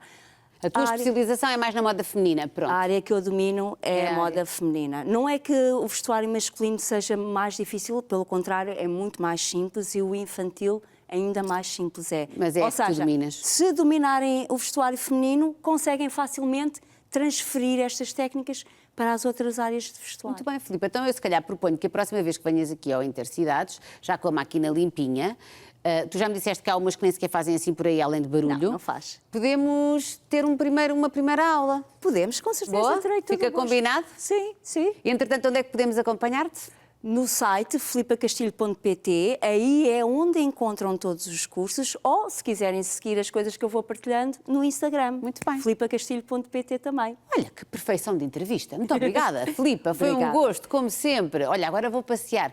O nosso Intercidades vai agora sair um bocadinho dos caminhos de ferro e vai deslocar-se até Valcarrapito. É um nome espetacular. Onde está a Marta Duran, das Boleias da Marta. Ela está a acompanhar uma ação da Rewilding Portugal, uma ação da WWF, que já teve aqui a sua diretora a ser entrevistada por nós. Marta, na próxima paragem.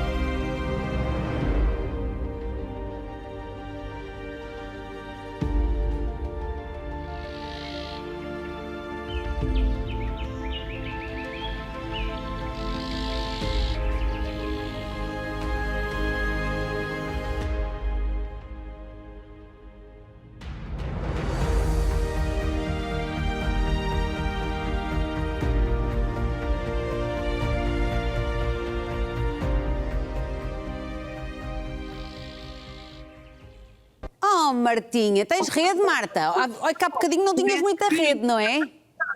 Parece que agora vim aqui para o ponto mais alto do Val do Carapito e acho que estamos a falar bem. Val do Carrapito, mas não, é Carapito. É do Carapito, mas é o Carrapito que está sempre aqui pronto também, não tem mal. O que é que tu andas a fazer, Marta? Conta-me lá. Olha, vim aqui explorar o Grande Val do Coa a convite da Rewilding Portugal e estou aqui a conhecer estas maravilhas. Hoje é o primeiro dia e olha, nem sabes a sortuda que eu sou. Encontrei já os 3 cavalos selvagens aqui do Val Carrapito, que acho que nem toda a gente encontra, mas tivemos aqui um encontro fenomenal, que eles vieram mesmo aqui, olha, quase cheirar o nariz e são selvagens. Depois tivemos que nos afastar para eles irem à vida deles, não é? Claro, mas os animais reconhecem as boas pessoas, Marta, isso não é coincidência, é porque tu mereces, Mas olha, queres-me falar um bocadinho dessa ação, porque isso é uma ação importante, não é? Sim, a Rewilding Portugal quer tornar um Portugal mais selvagem e inserir os animais, muitos deles que já não cá estavam, não é? E inserir, como é o caso aqui dos cavalos, dos tauros, noutras regiões que eu ainda vou explorar amanhã e tem sido, e hoje foi o primeiro dia, portanto, para conhecer e apalpar terreno. Também já vi grifos, portanto, tem sido muito giro. E outra coisa, estou aqui atrás, nestas gestas, curiosidade, só existe em Portugal e Espanha, são gestes ibéricas. Olha, estou farta de aprender. Olha que espetáculo, Marta. E como é que vais fazer? Estás só a observar e tens algum papel, entendes o que eu digo? Ou a ideia aqui é só tu, como influenciadora que és, aprenderes e passares a mensagem aos outros? É passar a mensagem e promover também este tipo de turismo nesta região, no Grande Vale do Coa, e conhecer também os parceiros da rede Coa, aqui promovido pela Rewilding, e já estive hoje no Moinho do Mareio, um ecoturismo espetacular, comi altamente, depois tenho que ver nas redes sociais, e agora a ideia é conhecer todos estes projetos aqui na zona do Vale do Coa. Mas também para explicar melhor que eu tenho aqui a pessoa certa que me está a guiar. Portanto... Olá. Deixa-te baixar o andar a sombra. Não faz mal, está ótimo, Marta. Força, avança com a entrevista, rapariga. Explica-nos aqui um bocadinho o projeto, o que é que vimos hoje, o que é que vamos fazer amanhã. Pronto, ok. Então, em primeiro lugar, é o Samuel. O meu nome é Samuel, isso. Sou um dos parceiros da Rede Coa Selvagem, um dos guias de natureza da Rede Coa Selvagem. A minha empresa é a Beiraja e nós estamos hoje então no Vale Carapito, que fica na aldeia de Vilar Maior, concelho do Sabugal, que é uma das propriedades da Rewilding Portugal que está aberta à visitação pública. Portanto, a Marta por acaso veio comigo, mas podia ter vindo sozinha, que estava tudo bem na mesma. Qualquer pessoa pode vir a estas propriedades. E nós o que temos aqui é restauro ecológico a acontecer, temos renaturalização ativa a acontecer. Já sabes tudo sobre isso. A ativa e a passiva, já tive aqui uma grandes aulas e a fantástica paixão do Samuel pelo território, por todas as espécies. Eu digo, olha aquela ave, há bocado ele assim, aquilo parece um bigode. Eu tipo, o teu bigode? Sim, quando é um bigode é um grifo. Isso. Portanto, tem sido uma descoberta muito gira e estou muito curiosa para os próximos dias. Muito bem, Marta, olha, nós gostamos muito de acompanhar as tuas aventuras, até porque têm sempre uma mensagem muito boa associada. Tenho a certeza que vais fazer vídeos e fotografias e tudo isso. Teremos com certeza a oportunidade, depois de quando acabar a tua experiência, de falares um bocadinho também sobre ela. Um beijinho, um abraço ao Samuel e olha, que tenhas uma ótima aventura e visita o Museu do Coa, que é dos museus mais incríveis que nós temos no nosso país, o Museu de Foz Coa, é absolutamente extraordinário, está bem? Vou tentar visitar e depois tens que vir tu também visitar esta zona. Eu conheço bem, mas já tenho muitas saudades, muita vontade. Essa zona onde tu estás, precisamente, penso que não, mas vou fazer o possível no verão de fazer aí um passeio, quando tiver férias. Beijinhos, Boa. Marta. Beijinhos. Beijinhos, obrigada, querida. A Marta. Bom, e agora da Marta passamos para a próxima paragem, onde está a Sofia e a Luísa. Vieram do Brasil, uma queria seguir o caminho da publicidade, a outra a do direito, mas olhem, foi no negócio de bolachas que se cruzaram e que conseguiram um caminho de sucesso. Vamos conhecê-las então na próxima paragem.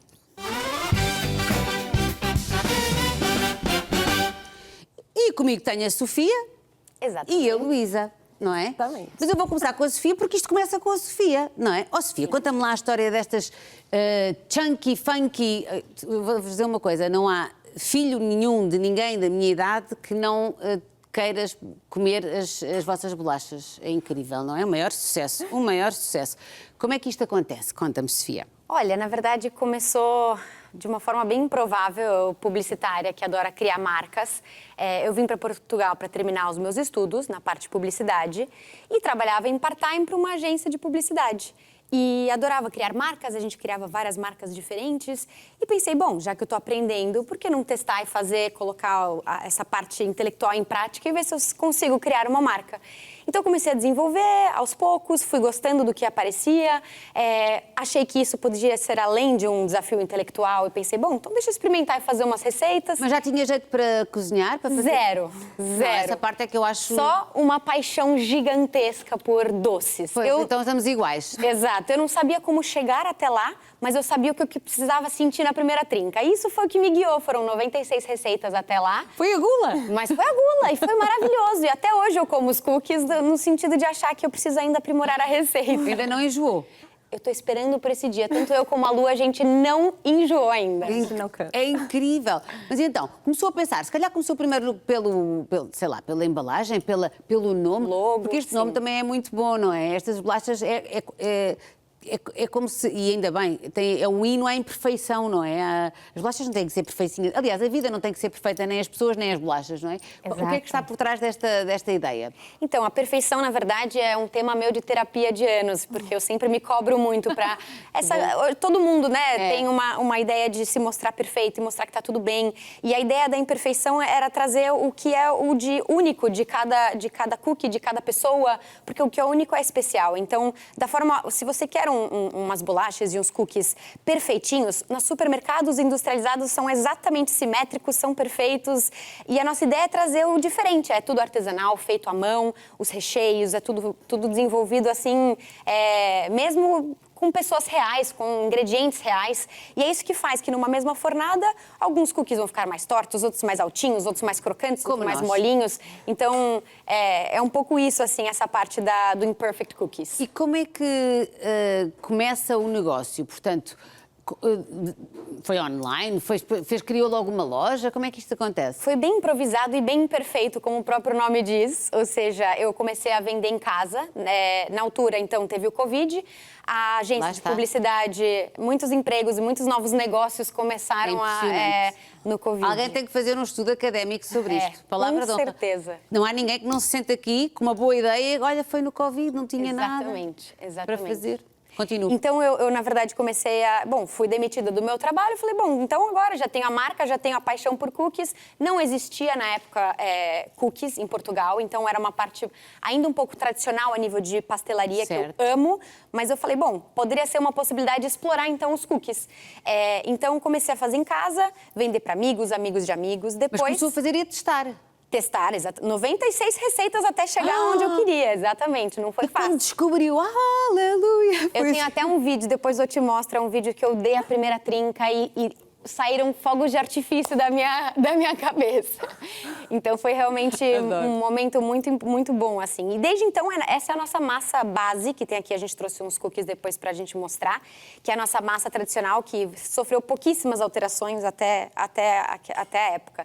Então eu vendia na minha casa, no forninho de casa, depois mudei para uma Ghost Kitchen, para poder fazer os aplicativos de delivery, então eu ficava com o meu avental. Tinha alguém a fazer receitas de carne e Exatamente. Não, isso é logo a próxima etapa. Okay. Ou seja, eu fazia sozinha. Aí depois pensei, preciso de um espaço para poder vender para as pessoas que andam na rua, né?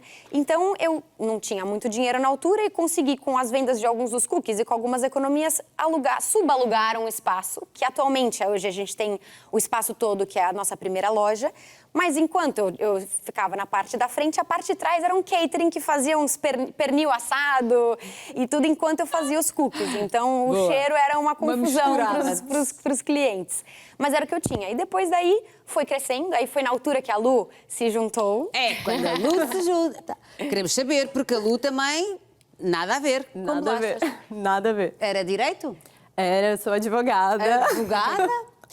Como é que se conhecem primeiro? Como é que isto acontece?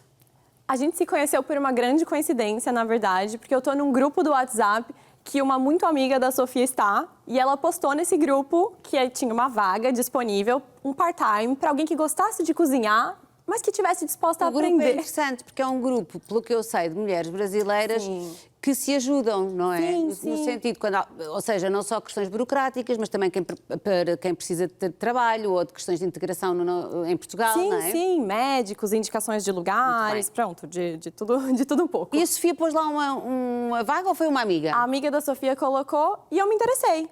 Okay. Eu vim para Portugal para fazer mestrado. E eu decidi, depois de muitos anos de advogada, já estava cansada, falei, vou tirar um período sabático e me dedicar para o mestrado. Mas a minha vida era muito corrida, eu já estava acostumada a ter uma rotina intensa e quando eu fiquei muitos meses parada só a estudar, eu comecei a ficar, preciso fazer mais alguma coisa, preciso me envolver em outro projeto. E aí eu entrei na Funk Chunk para fazer um part-time na produção, só para ali Aliás, fazer pelo que bolinhas. sei, fazia um part-time, mas continuava a fazer advocacia, não é? Sim. Sim. Remotamente. Remotamente eu advogava na área de direito do consumidor, mas a minha área de formação é direito do trabalho. E o que é que a Sofia procurava? Que perfil é que a Sofia procurava quando a Luísa entrou? Então, nem eu sabia, na verdade. Essa parte, acho que a gente é muito complementar nesse sentido, porque somos pessoas muito diferentes e que juntas a gente realmente tem muitas valências, assim, Só complementares. precisava de ajuda. Ou seja, eu precisava de alguém para enrolar a bolinha, mas essa parte de RH, como eu trabalhei em uma agência de publicidade, essa parte criativa, essa parte organizacional, de cargos e de contratação, toda essa parte, para mim, era muito novidade. Então, olha, eu preciso de alguém para enrolar a bolinha. Eu via lá se a pessoa era mais jeitosa com a massa. E na altura, eu fiquei até na dúvida entre a Lu e uma outra pessoa. Eu falei, bom, eu não sei muito como analisar isso, então vem as duas e a gente vê como... E aí, desde então... Ficaram super amigas, não é? Sim, Que essa é a parte também muito bonita disto, porque vocês ganharam um negócio, ganharam uma amizade também, porque pelo que eu percebi, a Lu, como a trata, depois agora neste momento já são sócias, não é? Exatamente. Isto correu bem, Lu? Correu bem.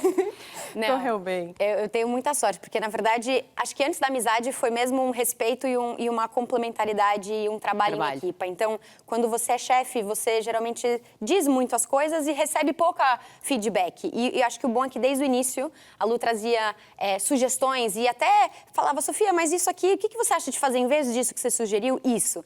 E era ideias, às vezes, que podiam ser muito melhores. Então, opa, claro, por que não? Sim, mas a Sofia também tinha a capacidade de ouvir, nem toda a gente é isso. Claro, isso E de é perceber, não importante. é? Sim. Pois. Então, acho que a amizade veio depois. Começou muito mais numa parte profissional e acho que, assim, é inegável essa parte da marca fui eu que criei, mas é inegável que, a seguir, a gente deslanchou e cresceu da forma como cresceu, porque a gente trabalhou 100% juntas, assim, em todas as trajetórias. Adoro quando negócios de mulheres funcionam bem.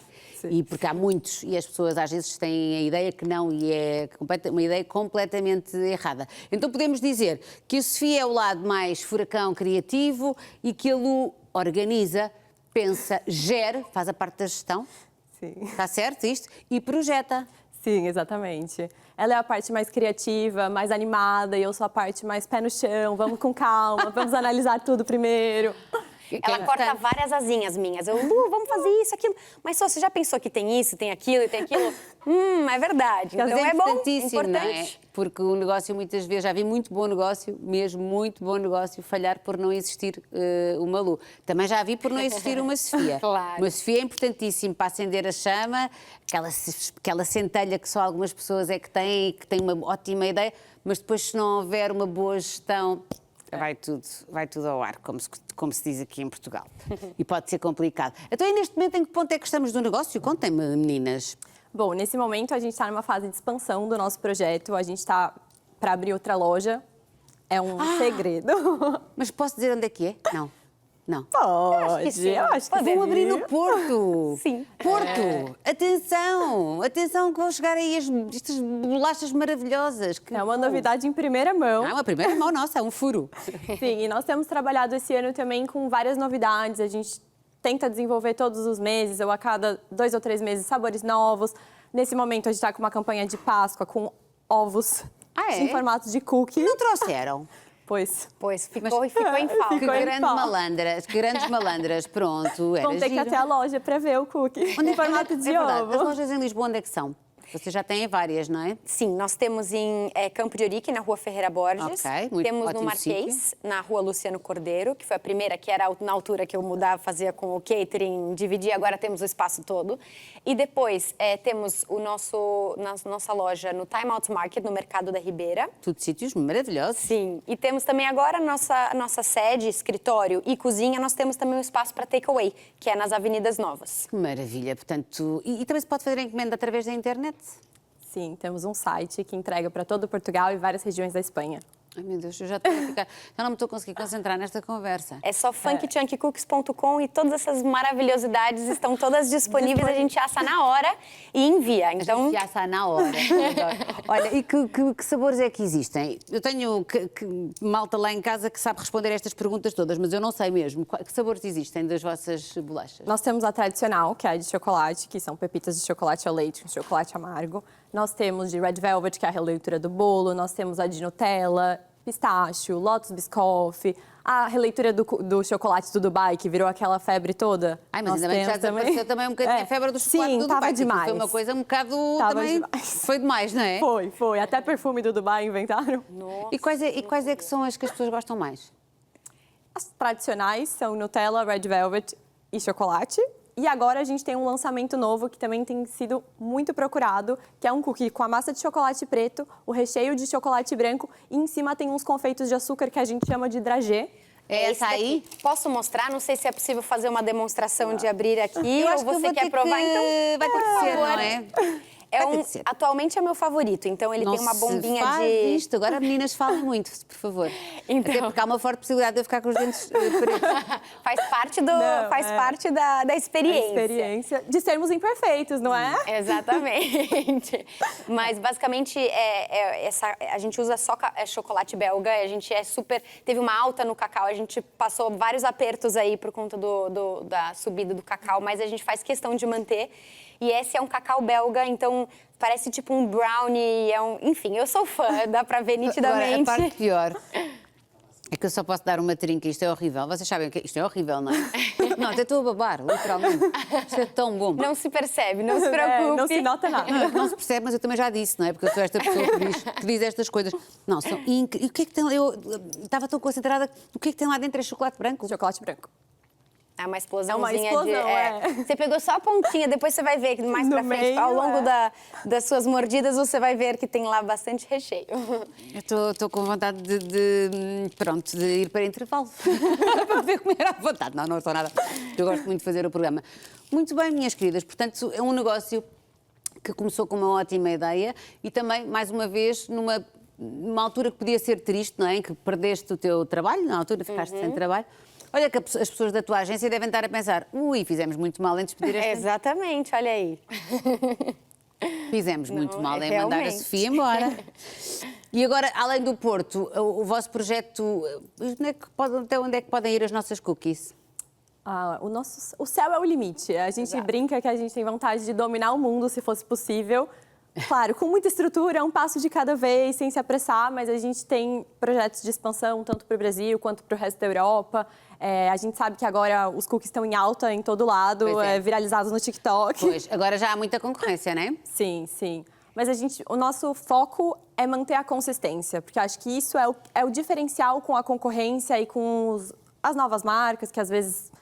não tem uma consistência no que eles entregam e nós buscamos sempre. Mas agora já não é a Sofia a preparar cada receita, não é? Agora já há pessoas a pensar nisso. Sim, faz muito tempo. Isso, na verdade, a Lu, quando ela estava na produção, ela começou a entender, ela criou os processos, porque antes era fazer, e hoje em dia, imagina, para você fazer turnos, para otimizar, você faz sempre um processo único e depois a próxima pessoa complementa, então você vai fazendo as contagens, as organizações, é uma grande dimensão, assim. Agora já tem uma dimensão grande, mas quem é que faz as receitas?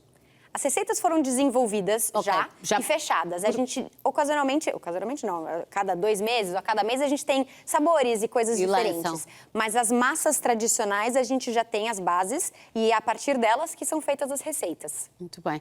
Olha, tenho a minha equipa toda a desesperar. Trouxemos aqui de Lotus, chocolate e Nutella. Uma caixinha. Pronto, olha, estamos todos desiludidos. Justamente para passarem depois nas lojas, experimentarem lá fresquinhas. Vai ficar toda a gente meus amigos, esta aqui, como dizia a outra das bombocas, esta aqui é minha já. O resto depois vocês cortem e dividam irmamente, porque olha, pronto, são mesmo muito boas. Muito obrigada, foi mesmo um gosto conhecer-vos. Muito Boa obrigada. sorte, continua a correr tudo bem, é bom ver estes negócios a prosperar, com 2 mulheres à frente, ali cheias de garra. Obrigada. Obrigada. Muito obrigada. Agora, na próxima paragem, um tema bastante diferente. A nossa convidada é natural da Lixa, estudou no Porto e a primeira redação onde entrou foi a do Jornal Universitário. Já conta com 10 anos de jornalismo e escreve. O seu livro mais recente chama-se Aquilo que Vi no Escuro. Histórias sobre psicose. O seu nome é Margarida David Cardoso. Vamos conhecê-la na próxima paragem. Olá, Margarida. Margarida, estás boa? Não trouxeste o livro? Não trouxe o livro, porque estou com edições em falta. Então é bom sinal, é bom sinal. Porque foram muitos entrevistados e tinha que distribuir, então nem eu neste momento tenho um livro. Mas fiquei muito curiosa com o livro e com o teu interesse no tema. Mas vamos começar por aí, porque o teu interesse no tema como jornalista não é de agora, pois não? Já vem de alguns anos este interesse em... Está ali a capa, para quem queira, porque depois já sei que nos vão perguntar qual é, está ali, pronto. Já vem de alguns anos este interesse em saúde e doença mental. Eu trabalho no podcast Fumaça, onde fizemos há uns anos uma série de vários episódios sobre esta caixa enorme que é a saúde e a doença mental. E nesse trabalho ficou um bocadinho de fora este tema da psicose e isto que é descrito pela psiquiatria como as doenças mais graves da psiquiatria e aquilo que é um bocadinho incompreensível. A psicose não é bem uma doença, é um sintoma, não é? É um sintoma, sim, mas é também uma experiência assim muito vasta. É muito vasta, já lá vamos. Mas aquilo que vi no escuro, porquê é que tens este título? Olha, este título não é um plágio de uma das pessoas que entrevistamos e que é citada logo no primeiro texto. E ela fala sobre a sua experiência de sintomas psicóticos e sobre a sua experiência de internamento, e aquilo que ela vê no escuro é uma sociedade que tem receio de falar sobre a doença mental e sobre a saúde mental, uma sociedade que não compreende muitos destes sintomas e que a deixa neste escuro durante muito tempo sem compreender o que é que está a acontecer e também a julgar o que é que lhe está a acontecer. Então aquilo que vi no escuro tem a ver com isso e também com essa tentativa de um bocadinho elucidar o que é que podem ser estes sintomas, o que é que podem ser estas experiências, acima de tudo, que são tão vastas, que têm que... E tão dolorosas, na esmagadora maioria das vezes. Algumas delas, sim, algumas delas dolorosas, mas acima de tudo, eu diria, muito vividas a sós e muito vividas nesta dificuldade de comunicar aos outros o que é que se está a sentir, o que é que está a passar. Há vergonha e há medo. Sim, há muita incompreensão, não é? E se a própria pessoa com sintomas psicóticos pode ser muito esta perda de contacto com a realidade que é partilhada pelos outros. É muito difícil expressar isto, né? Arranjar as palavras, é muito metáforas. Assustador. Eu nunca tive uma perda de contacto com a realidade deste ponto de vista, não é? Já desmaiei, mas não é a mesma coisa. Estamos a falar de coisas completamente diferentes. Mas penso muitas vezes nisso, no que deve ser assustador. Nós não nos conseguirmos encontrar, estarmos num estado em que não nos encontramos e que aquilo que fazemos e aquilo que dizemos, que podemos nem sequer nos recordar, são estas as histórias que tu recolheste. Sim, essas histórias especialmente de dificuldade de comunicação com os outros, não é? De dificuldade de explicar aos outros aquilo que eu estou a sentir, encontrar as palavras exatas para ter essa conversa. E também, acho que a expressão, digo várias vezes isso no livro, que a expressão mais comum que as pessoas me diziam era a sensação de medo. Medo, claro. Não estar a compreender o que é que está a acontecer e, ao mesmo tempo, ter experiências negativas. Nem todas as experiências são negativas e nem todas as pessoas que ouvem vozes que outros não ouvem coisas que outros não ouvem, têm experiências negativas.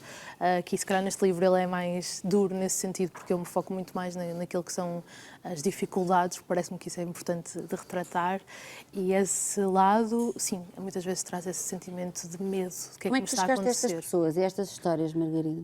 Não foi muito difícil, acho que há muitas pessoas com muita vontade de contar estas histórias. Olá. Algumas delas estão associadas ou estão acompanhadas em serviços de saúde mental, outras delas estão organizadas em movimentos de utentes e movimentos de pessoas com diferentes experiências, por exemplo, no movimento Ouvir Vozes, na Rádio Aurora, que opera a partir do Hospital Júlio de Matos, e na verdade pessoas conhecidas, e fui na minha rede de amigos perguntando quem é que conhecem. Toda a gente conhece alguém. Toda a gente conhece, claro, não é nada raro, embora falemos pouco, não é raro. E é preciso também explicar, nós não somos médicas, portanto aquilo que vamos fazer aqui não é falar de todo de forma médica, mas é do conhecimento comum que as psicoses podem ser podem ter várias causas, não é? Pode haver uma doença mental associada, mas também podem ser detonadas, digamos assim, por exemplo, o consumo de substâncias, etc. Tens de tudo no teu livro? Tens todo tipo de relatos? Sim, tem um bocadinho porque interessava-me falar deste espectro, não é? Da psicose como algo que pode ser momentâneo, muito episódico na vida da pessoa, ou como algo que pode ser repetitivo. Então há pessoas que que tiveram um episódio psicótico, uma experiência psicótica, e pessoas que têm uma doença psicótica estabelecida, como a doença bipolar grave ou a esquizofrenia. Mas também pessoas que tiveram um único episódio explotado, bastante grave, explotado, por exemplo, pelo consumo de substâncias, outras pessoas derivado ou que elas associam ao stress. Também é muito difícil, às vezes, perceber o que é.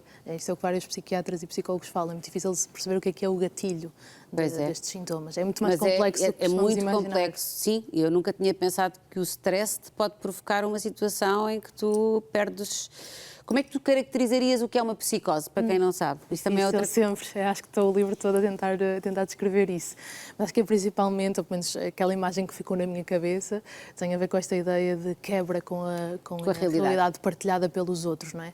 O ver coisas que outros não veem, ouvir coisas que outros não ouvem. E acreditar-te profundamente. E acreditar profundamente nelas. Esse domínio das certezas também é uma maneira de caracterizar muito a psicose, a certeza de crenças que outros não têm. E depois falamos nos delírios associados ou não às alucinações, mas acima de tudo esta ideia de que a minha realidade, a realidade que eu experiencio, que pode não ser sempre, mas pelo menos em alguns momentos, a realidade que eu experiencio é diferente daquela que é a realidade dos outros.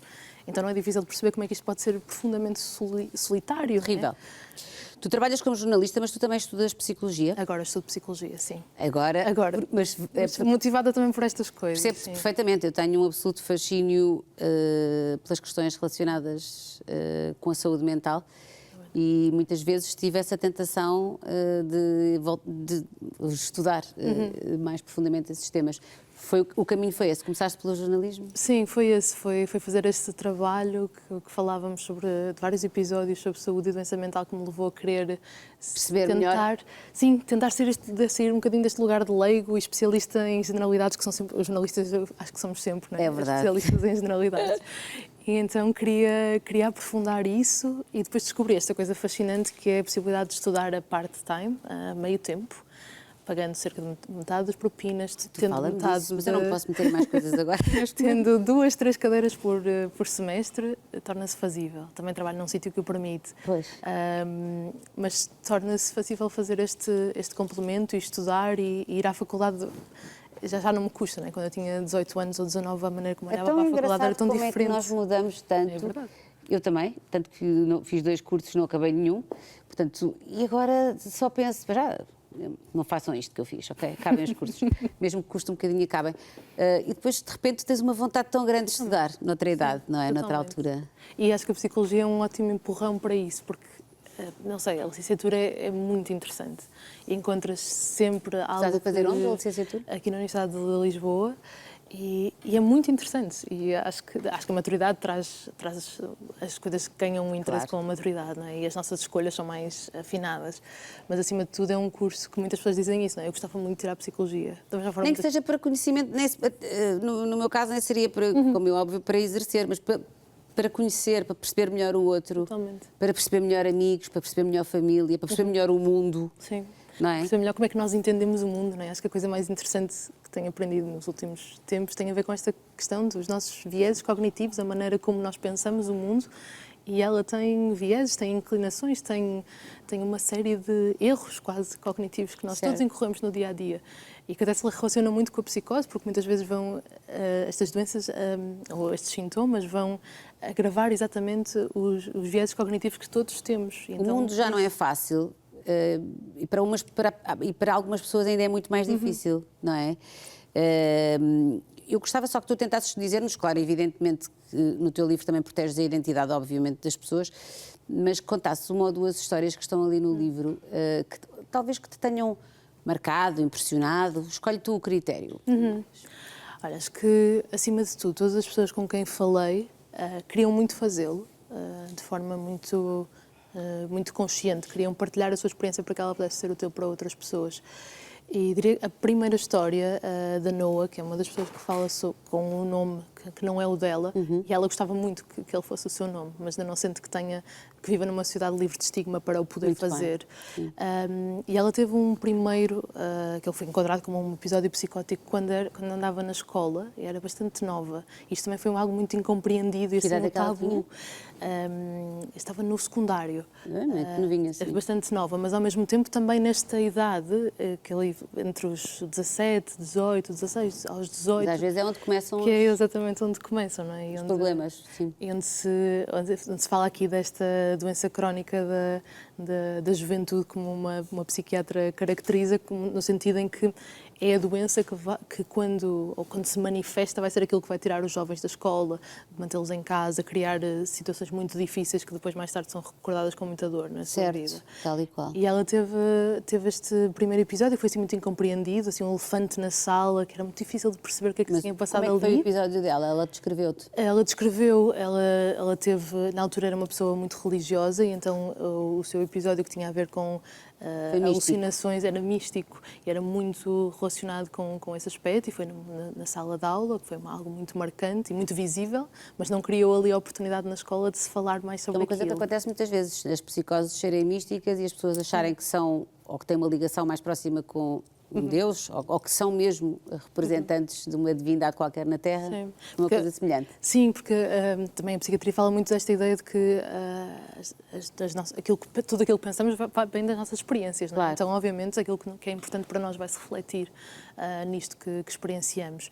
E ela teve aí um primeiro internamento, e depois, mais tarde, teve também um outro internamento. Na maneira como ela conta isto, vem na sequência de uma série de traumas na sua vida, da perda de 2 amigos de forma muito, muito violenta, e assim um momento em que a sua vida estava difícil, e ela começa a sentir que está a perder o contacto com a realidade, no sentido em que começa a entrar num loop. As coisas, tudo o que ela vê, por exemplo, navegar no Instagram, parece que começa a formar-se uma narrativa de que ela era a única pessoa que sabia segredos muito, muito escondidos, mas assim coisas muito relacionadas com a guerra e com a... Porque às vezes... Eu estou super encantada, quer dizer, encantada não é encantada, eu gostar imenso de te ouvir, mas estas conversas são importantes, porque às vezes nós próprios detectamos, e agora com as redes sociais isto detecta-se tanto, e às vezes é fácil gozar, eu vejo isso infelizmente, com pessoas que tu estás a ver claramente que estão a ter uma crise, e tu podes não ser sequer, e não és médica, não és psiquiatra, não és psicóloga, mas é claro que aquela pessoa não está bem, não é? Que é as teorias da conspiração, que é a tal coisa da pessoa se sentir especialíssima, e de que há uma... Nós todos, tal e qual como se falou hoje do AVC, acho que era importante falar-se mais disto, até para existir uma maior sensibilidade em relação, porque não é como o AVC, infelizmente, ou seja, as pessoas ainda são muitas vezes estigmatizadas, gozadas, e agora com isto das redes sociais, muitos miúdos e pessoas mais velhas têm estas crises à frente dos nossos olhos, nós estamos a vê-las, não é? Sim, e elas ficam registadas, que é uma coisa muito dura. E não saem do registro. Do momento a seguir, em que a pessoa está na sua recuperação, às vezes é muito difícil lidar com todo este registro público. Outras pessoas viram, outras pessoas... E isso é muito difícil de lidar, e também é algo que deve ser trabalhado na sua recuperação, não é? O acomodar a minha vida depois disto tão grave e tão público e tão exposto, e que outras pessoas não compreenderam, que caminho é que eu tenho que fazer para que outras pessoas compreendam, para que eu tenha estas conversas com outras pessoas. Isso também acho que é um papel muito grande da psicologia e dos serviços comunitários de saúde mental, de fazer este trabalho de ajudar a pessoa a explicar aos outros o que é que aconteceu e a fazer as pazes consigo própria, porque naquele momento muitas vezes não estava Sim, mas também é um caminho de todos nós, lá está, que é de explicarmos aos nossos filhos, olha, esta pessoa que estás a seguir e que estás, se calhar, a rir desta pessoa porque achas que é engraçado o que ela está a fazer, isto ela não está bem, portanto... Porque é mesmo, faz-me muita confusão, sabes que é das coisas que me faz mais confusão atualmente nas redes sociais. Eu acompanho várias pessoas, às vezes só as acompanho para saber se estão bem, porque é tão duro a forma como são tratadas quando entram em crise. Mas enfim, é todo outro Acho que a palavra crise é mesmo a certa, porque pode ser pode ser muitas outras coisas, não é? Pode não ser nada do quadro do psicótico, pode ser uma crise de ansiedade, pode ser o que for, mas a pessoa não está bem. E eu acho que isso é super importante, também não patologizarmos as pessoas e não psiquiatrizarmos, mas esta pessoa não está bem, visivelmente. É isso, até porque lá está, eu não sou médica e, portanto, não é nunca por aí. É tu perceberes claramente que há um desfazamento da realidade e isso é qualquer pessoa com o mínimo de empatia e sensibilidade consegue perceber isso. E aqueles que não percebem ou fazem conta que não percebem são pessoas que não têm empatia e não têm a sensibilidade para lidar com quem mais precisa e com quem está mais vulnerável. Contavas-me essa história, ela era uma, vamos lá ver, só para eu tentar perceber, no caso dela, tinha-lhe sido diagnosticada uma doença mental ou não? Ou era um dos casos? O diagnóstico surge após o segundo surto. Que acontece também muitas vezes, não é? Há um primeiro que não define. Exato, até porque muitas vezes não é nada útil, não se sabe, não é? Então, às vezes também o colocar aqui uma caixinha e um rótulo pode ser mais negativo do que positivo. Exatamente. E ela tem um diagnóstico da doença bipolar após o segundo surto, que também vem acompanhado por algo muito difícil, que é um internamento involuntário por uma família que está muito preocupada e que a solução que encontra naquele momento é um internamento involuntário. E os anos seguintes são anos de recuperação e dela se entender o que é que aconteceu e como é que ela pode melhorar. E isto é o olhar para a medicação como algo complementar a tudo o resto. Mudar a alimentação, fazer exercício físico, entender-se melhor, fazer escolhas muito conscientes. E aí vem também um lugar de privilégio. Ela faz uma escolha muito consciente sobre os sítios onde quer trabalhar, as pessoas com quem se quer rodear. Pode fazer isso? Sim, pode fazer isso. Daquilo que tu observaste no teu livro e das histórias que recolheste, qual é o papel do amor e da família e da amizade no meio disto tudo? Sim, olha, acho que é central e há uma psicóloga que diz mesmo nós temos que olhar para a medicação como algo complementar a tudo o resto e tudo o resto é o apoio comunitário e sabemos que até em termos psiquiátricos o prognóstico muda completamente se a pessoa tem ou não apoio, se a pessoa é ou não compreendida pelos outros, se passa por um processo de recuperação que é algo que tem que ser baseado em perspectiva de mudança, em esperança, se ela passa por isso sozinha é completamente diferente de passar por isso acompanhada. Há uma incompreensão muitas vezes e nem é por mal, mas há muitas famílias, por exemplo, e amigos, que é quase que entram num estado de negação e essa incompreensão é muito dolorosa porque a pessoa não quer estar assim, não é? Sim, totalmente, sim. Mas muitas vezes acho que esse lado de negação vem também do medo do desconhecido, não é? E muitas vezes algumas destas doenças mentais têm um rótulo como algo muito pesado e algo catastrofista e algo que vai ser determinístico para a vida desta pessoa acabou. E outra coisa que acontece também é a confusão entre, muitas vezes, ela é mal formada, ela é não sei o quê, não se percebe. Confusão com a personalidade. Com a personalidade, não é? Sim, totalmente, sim. Muitas vezes essas pessoas que entrevistaste queixavam-se disso. Queixavam-se dessa incompreensão, de serem julgadas por comportamentos que elas não entendiam ou que, na verdade, era muitas vezes a reação natural, não é? Se eu estou com medo, se há algo que eu não entendo que me está a acontecer, é óbvio que eu não vou reagir da forma mais expectável, porque eu estou a reagir perante aquilo que eu sinto. E acho que isso é muito, muito claro quando se fala da sensação, por exemplo, de ouvir uma voz que é aterrorizadora. É óbvio que se eu estou com medo e tu não estás a ouvir essa voz e tu não estás a perceber isso, eu vou reagir consoante aquilo que eu estou a experienciar. Por isso, muitas vezes, a reação ao medo é a reação mais natural que poderia ser. Como começámos esta conversa, Margarida, que há as psicoses que depois mais tarde se diagnostica um sintoma de uma doença, muito bem, e é diagnosticada e é tratada e é preciso que as pessoas percebam que bem tratadas, com o médico certo, com medicação, com todas essas coisas, há um caminho a fazer e pode ser um caminho de felicidade e um caminho de tranquilidade e de vida. Mas depois também há as outras psicoses que são disputadas por substâncias ilícitas, pelo álcool, por drogas. Quem me conhece sabe que não tenho de todo um discurso moralista, mas acho que é importante falarmos sobre isto. Também, infelizmente, já tive um amigo, pelo menos que me lembro, que perdeu a vida à conta de uma psicose provocada pelo uso de drogas, em que perdeu totalmente a consciência da realidade e acabou por correr tragicamente mal. Portanto, acho que é importante falarmos sobre isto. Tens histórias dessas? Sim, sim. Há 2 capítulos assim mais fortes e duros, acho eu, em que, pelo menos caracterizado assim por quem leu, que são precisamente com pessoas que motivadas ou na sequência de um episódio psicótico cometeram um crime. E parecia-me muito importante falar sobre isso. Essa perspectiva ainda nem me tinha passado pela cabeça, Sim. bem. Ou seja, era sempre o mal sobre elas próprias, mas aqui é o mal sobre outra pessoa. Sobre outra pessoa. Imagina a culpa que fica. Foi uma decisão muito difícil incluir isto num livro, que é tão pequeno e que ao mesmo tempo eu preocupo-me com esta perspectiva de contar as histórias que são mais abrangentes a mais pessoas. E estas histórias são absolutamente minoritárias. Não é? As pessoas com doença mental são mais vezes vítimas de crimes do que perpetradoras. Exatamente. É importante dizer isso. É super importante. Mas ao mesmo tempo há aqui um lado que é muito ainda mais escondido, que é o sofrimento envolvido em quem, sem ter consciência daquilo que estava a fazer, assim determinou a justiça, elas não tinham de facto consciência daquilo que estavam a fazer, fizeram mal a outros.